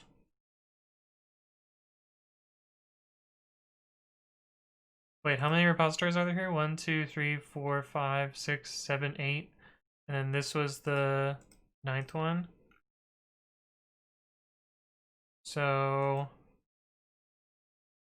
Huh. I wonder why GitHub never sent me a notification about these being deleted, though.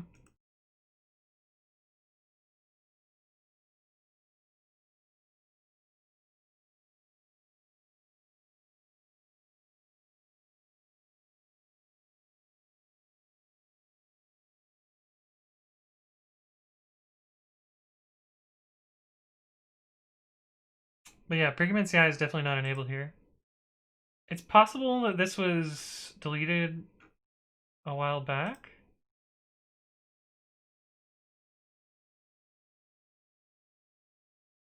Oh, this is 7 days ago. Okay.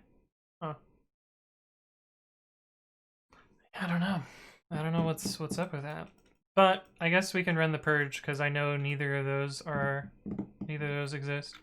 The other was this person's setup. Oh, they have no repositories here.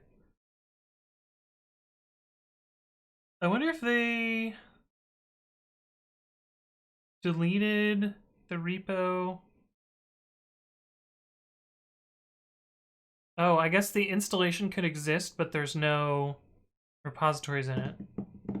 Yeah, that makes sense. Okay, so those are 2 cases to fix.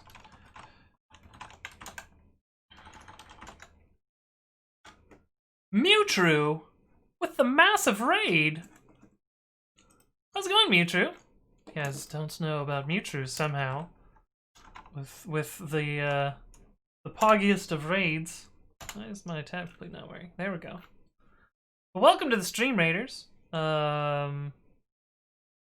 So what I did today is I mostly got set up for Advent of Code, which is going to be happening tonight. We're going to be doing a second stream today. But I basically just set up a little template repository, so I'm ready to go, ready to answer these puzzles real quick. Mewtwo, are you going to do Advent of Code this year? Is Jordan going to do Advent of Code this year? You should get them. You should get Jordan to do it.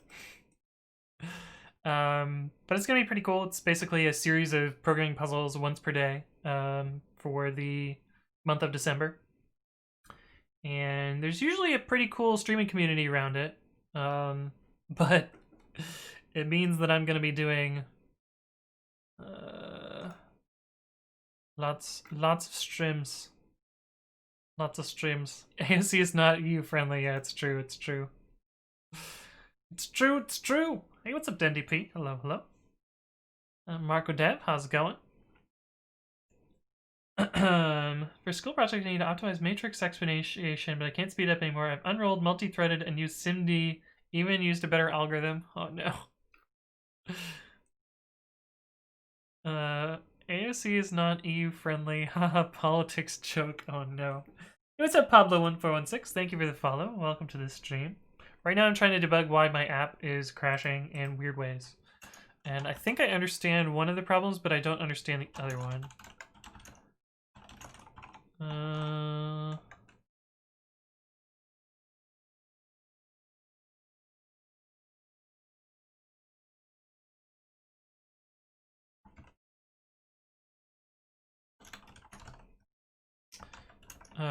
But 403... 403... Oh, wait. If it's 404, the install exists but is empty.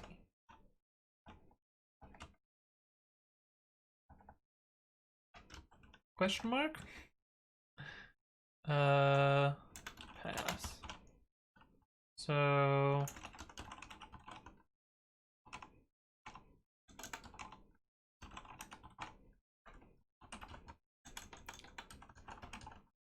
Commit ci env equals alias python dash m pre commit ci dot scripts cleanup dead installs dry run.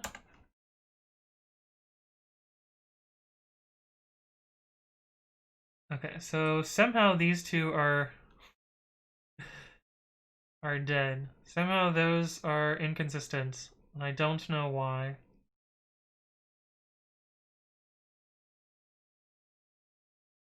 So I guess we will clean those up. 403 is forbidden, yes, and 404 is not found. Internet says, why are you using a set instead of a tuple? You mean in that if statement? Because sets are faster for containment than tuples, usually. In that particular case, I believe the tuple is actually ever so slightly faster. But containment in a tuple is order n, and containment in a set is O1, usually. The thing is, in Python, import dis. The thing is, in Python, I believe it actually optimizes both of these to the same code in the latest version of Python. Oh no. Oh, it upgrades set to frozen set. So you can see that both of those cases end up being as load global x, which is this value here, load the constant value from the code object, and it can optimize this to be a frozen set. And so the frozen set actually comes from the code object too. Whereas like if you have, this can actually build the list. Oh, it optimizes this to a tuple too.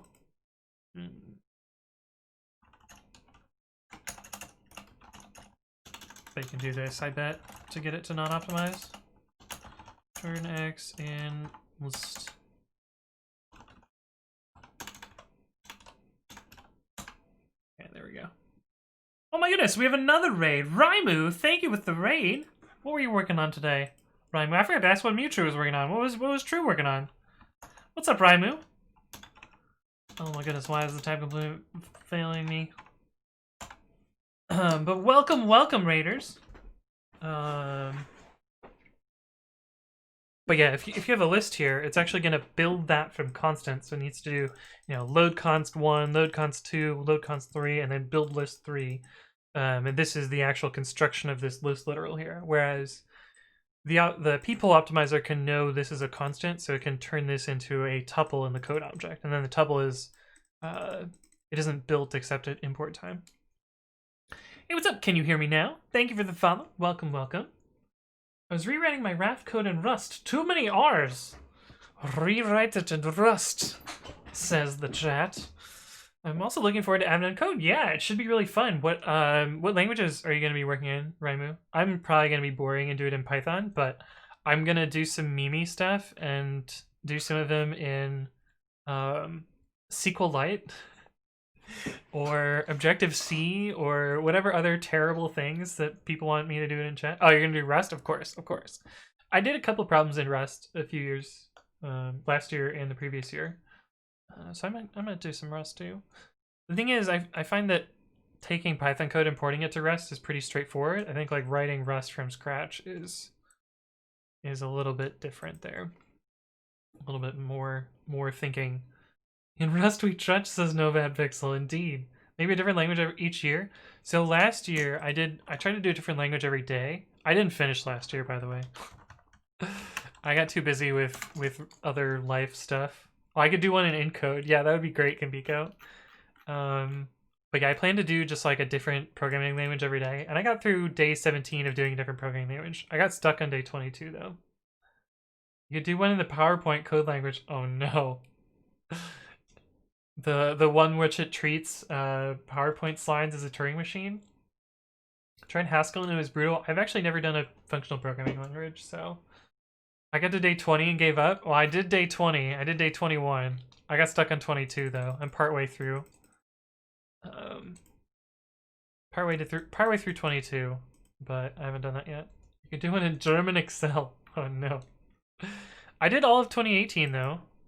And there was only one solution that I felt like I was cheating in 2018, which was I think it was this day, 23 part 2, where I used Z standard to solve it because Z standard makes things like stupid simple. Yeah, cheating with Z3.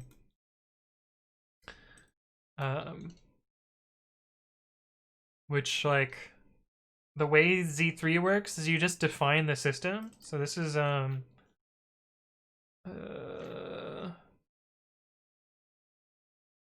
fuck, where's the, oh, here it is. No, this was me trying to write the original code. This code doesn't work at all.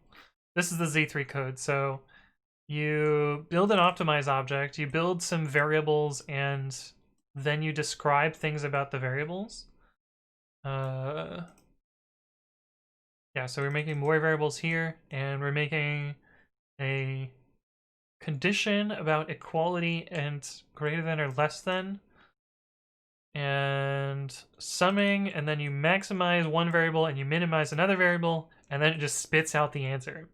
Z3 is just fucking magic. I don't quite remember how this works because it's been about 2 years since I wrote this code, but it's some magic. The crazy thing about this particular problem in this day, actually there's a clip. of what I was trying to visualize this. That's my Twitch channel. I want clips. There's actually a clip of me trying to visualize this. Well, the clip's about something else, but my visualization's in the background. Shush. Where's the volume? This one. So this is me trying to visualize the,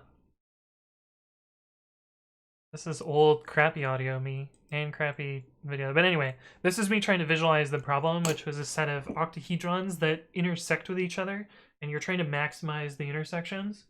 But I realized recently I've actually solved this problem for a different class of problems. In my text editor, actually, I algorithmically solved this problem, and the actual answer to this and how, oh, I just got to 100 stars, cool. The actual way that you're supposed to solve this is with a KD tree. So what a KD tree does is it plots points in 3D space and then allows you to do kind of a binary search, but it's actually an n-dimensional binary search to find the closest points, and so you can use that to minimize distances and figure out which points are close to each other. And the reason it gets used in Babby is Babby has syntax highlighting. So if we do, I don't know, Babby t.py, do you have enough Python? Sure. So these are the colors that you would get on like a true color terminal. But what directory are you in? Twitch chatbot. Tmux does not have, well, it does have true color support, but Curses doesn't know that Tmux has true color support. And so it's kind of hard to see. But these colors are subtly different than these colors, and that's the KD tree trying to find closest color match to make these line up nicely. But again, like this is a slightly more red, and this is a slightly more pink, purple. But it tries its best. But anyway, that's essentially the same problem as the octahedron collision problem. Although the crazy thing is I actually almost had octahedron collision working. So the way you can detect whether octahedrons collide is you first, so they're three-dimensional objects. First you project them in the two-dimensional space in both directions. So you have like two square shapes in both of the two dimensions.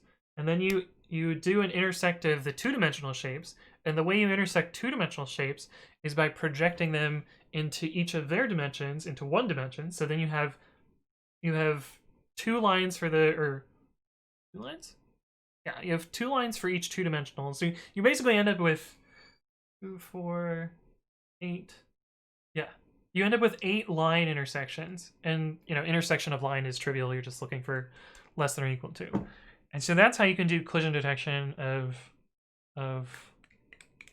octahedrons. But you know, KD tree is much faster than doing it that way. But anyway, hey, what's up, Michaela? Hello, hello. I've also got Justo Bolsa. Thank you for the follow. Welcome to the stream. But yeah, I'm excited for AOC. It should be fun. What I hate the most about AOC is that the puzzle descriptions are too long. Yeah, I mean, part of it is prose, part of it is not prose. Hello, Angelina X. How's it going? 75209 has set the MOTD to yes. So if you do bang MOTD in chat, it will just reply yes. I guess. I can't think comprehensively, but you're having a hard time reading this. Oh, the code? Yeah, I can't read. Maybe try to solve everything in Z3. The thing is, solving really simple problems in Z3 is actually harder, I think. Robin says, last year I skipped a few days, but did until 24. Nice, nice. Kids, it's okay to not understand this. What's up, Derek Jax? Thank you for the follow. Welcome, welcome. Have you tried Project Euler? I've done a few of them. Don't you dare pronounce that Euler. No, it's Euler. The colors of strings are noticeably different. Oh, yeah. This orange versus this red. Yeah, for sure. Priyak says mostly gray to me. I like the right colors better, actually. Well, you could make a theme that uses these colors if you really wanted to. But yeah. OT, what do you think about glue code? Waypoint Versal Render Hostman trying to combat it. I think glue code is necessary independent of what you're doing. Like all software. I mean, any interesting software is a good portion of glue code. I've not used any of those particular libraries though. I've looked at Versal, but I have not used any of them. There should be a Chrome extension that highlights non-pros, right? Want to set the OTD to no. No. Do all of your AOC and Notepad expert mode unlock. Yo, that's basically doing it in Babby. Let's be real. Combinations of emerging serverless products and the innate capabilities of the various CDNs to host JavaScript, API, and Markdown-driven applications begins to position CDNs as a target not just for last-mile delivery of hash content, but as a first-class destination for a sizable and growing subset of enterprise application workloads. Yeah, actually a good chunk of Lyft was specialized Cloudflare JavaScript, which was a little yikes, but I don't know, it kind of worked. That shit was so hard to debug, though. Would not recommend it for an actual application, but for some performance critical stuff, it was super helpful. Hey, what's up, Chronob? Hello, hello, welcome back. Watchel Bear says, gotta hit the hay so I can get up in time for AOC, or at least not too late for it. Have a nice stream and enjoy Heaven and Code. Well, I'll see you around, Watchel Bear. Good to see you as always. Big Boy Cloud, is that a sales pitch for Cloudflare? It does sound like a sales pitch for Cloudflare. Okay, before I forget and accidentally splat prod, let's put these back to dev. I don't know what the problem was with that deleted thing. I'm gonna have to get better at logging, is the actual answer. My observability is garbage right now, so I really need a better way to see when things fail. But for now, I can continue to run this manual script every couple of days. Let me go check the dev letter queue and see if there is anything else. Oh, not SNS, SQS. No, it's too slow. SQS, now it's in a different spot, of course. And we're gonna look at all of the elements here. Oh, there was a run in the queue. We get to see a run live. There's something running right now. Amazing. Send and receive, pull. Okay, com PWA, that was the thing that got deleted. Also deleted. Deleted. Also. Yep. Still deleted. Yep, and this one should be the 2 whatever. Yep, okay, so these are all just deleted ones. So we can, I think if I click delete here, it will error because AWS is wunderbar. So there isn't actually a way to delete from this without clicking purge. Purge. Done.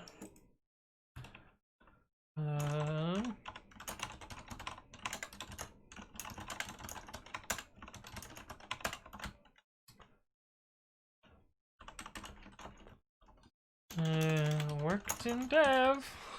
I don't know. Clear dead letter queue. Done. Still need to do all these things. So at some point I want to hook up a bunch of different CI systems and compare their speed and cache efficiency against pre-commit CI. And so I'm basically going to set up a mega repo with like every CI provider that works with GitHub and see what things do.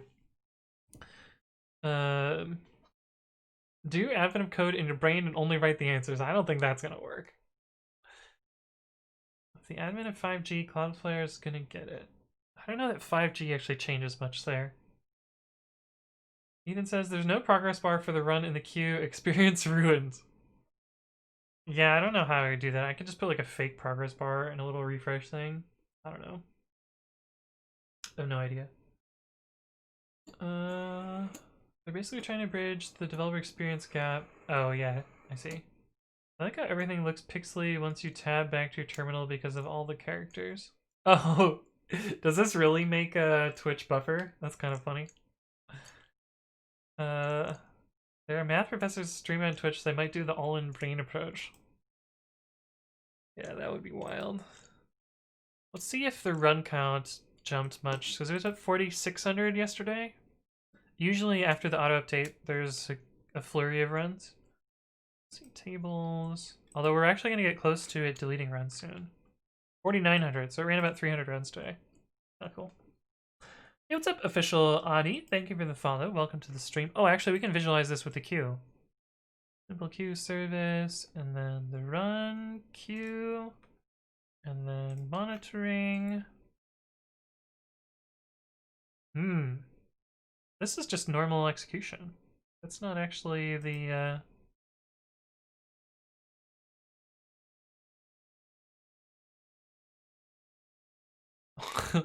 the auto update actually doesn't look like anything. It was right here. 1620. This is the auto update happening. A little spike. But for the most part, you know, it just kind of handled it. Why is this so hot? Oh, because it's zoomed in. Okay. Hey, what's up, Shirk Bay? Thank you for the follow. Welcome to the stream. Hopefully you're doing well. This is weird that this number... I guess I usually look at this where it's... Oh. Oh no. Is CloudWatch down again?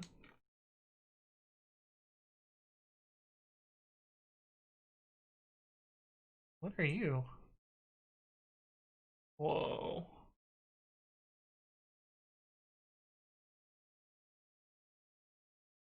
Anyway. Anyways, data. Hey, what's up, official Addy? Hello, hello. Use the script on that page that shows a random progress part, right? How are you doing anyways, Anthony? Did you get enough sleeps last night? No, I did not sleep well. Because I was working on my vulnerability stuff. But yeah. Anyway, I think I'm probably at a good point, and we're gonna be streaming again tonight, so I'm probably gonna wrap up for now, and I'll join you guys later today for more stream. So stop by at midnight Eastern, 9 Pacific, and we'll be doing some Advent of Code Day 1, which should be a gimme. Everyone should be able to do Day 1. Even if you've never programmed before, I think you should be able to do Day 1. But yeah, let me do my little spiel, and then we'll find someone to raid. So my name is Anthony. I upload my previous content to YouTube. That's youtube.com/AnthonyRadsCode. Hey, what's up, Vertigo? Thank you, Vertigo. I get it. Thank you for the follow. Welcome to the stream. Check out these videos. These are educational videos. You can check those out. I upload one of these every day. I also upload my streams to YouTube as well. So if you miss a stream, you can catch them there. But yeah, I announce my streams in 2 places. One of them is on Twitter, and the other is on Discord. I stream on Monday, Wednesday, Friday, and Saturday. Although during Advent of Code, we're probably going to be streaming almost every day. And that's twitter.com/codewithanthony. Hey, what's up, Totally Sane? Thank you for the follow. Welcome, welcome. But yeah, I basically say something like, this is what I'm going to be doing. And then sometimes we do it, sometimes we don't. But also join the Discord. I'm trying to get to Discord partners, so we need, I think, 20 more people to join. But it's a cool, small little Discord. We talk about programming and stuff. There's a nice little memes channel, other stuff like that. Stop spamming the chat, Angelina. Chill. Chill, my friend. Chill.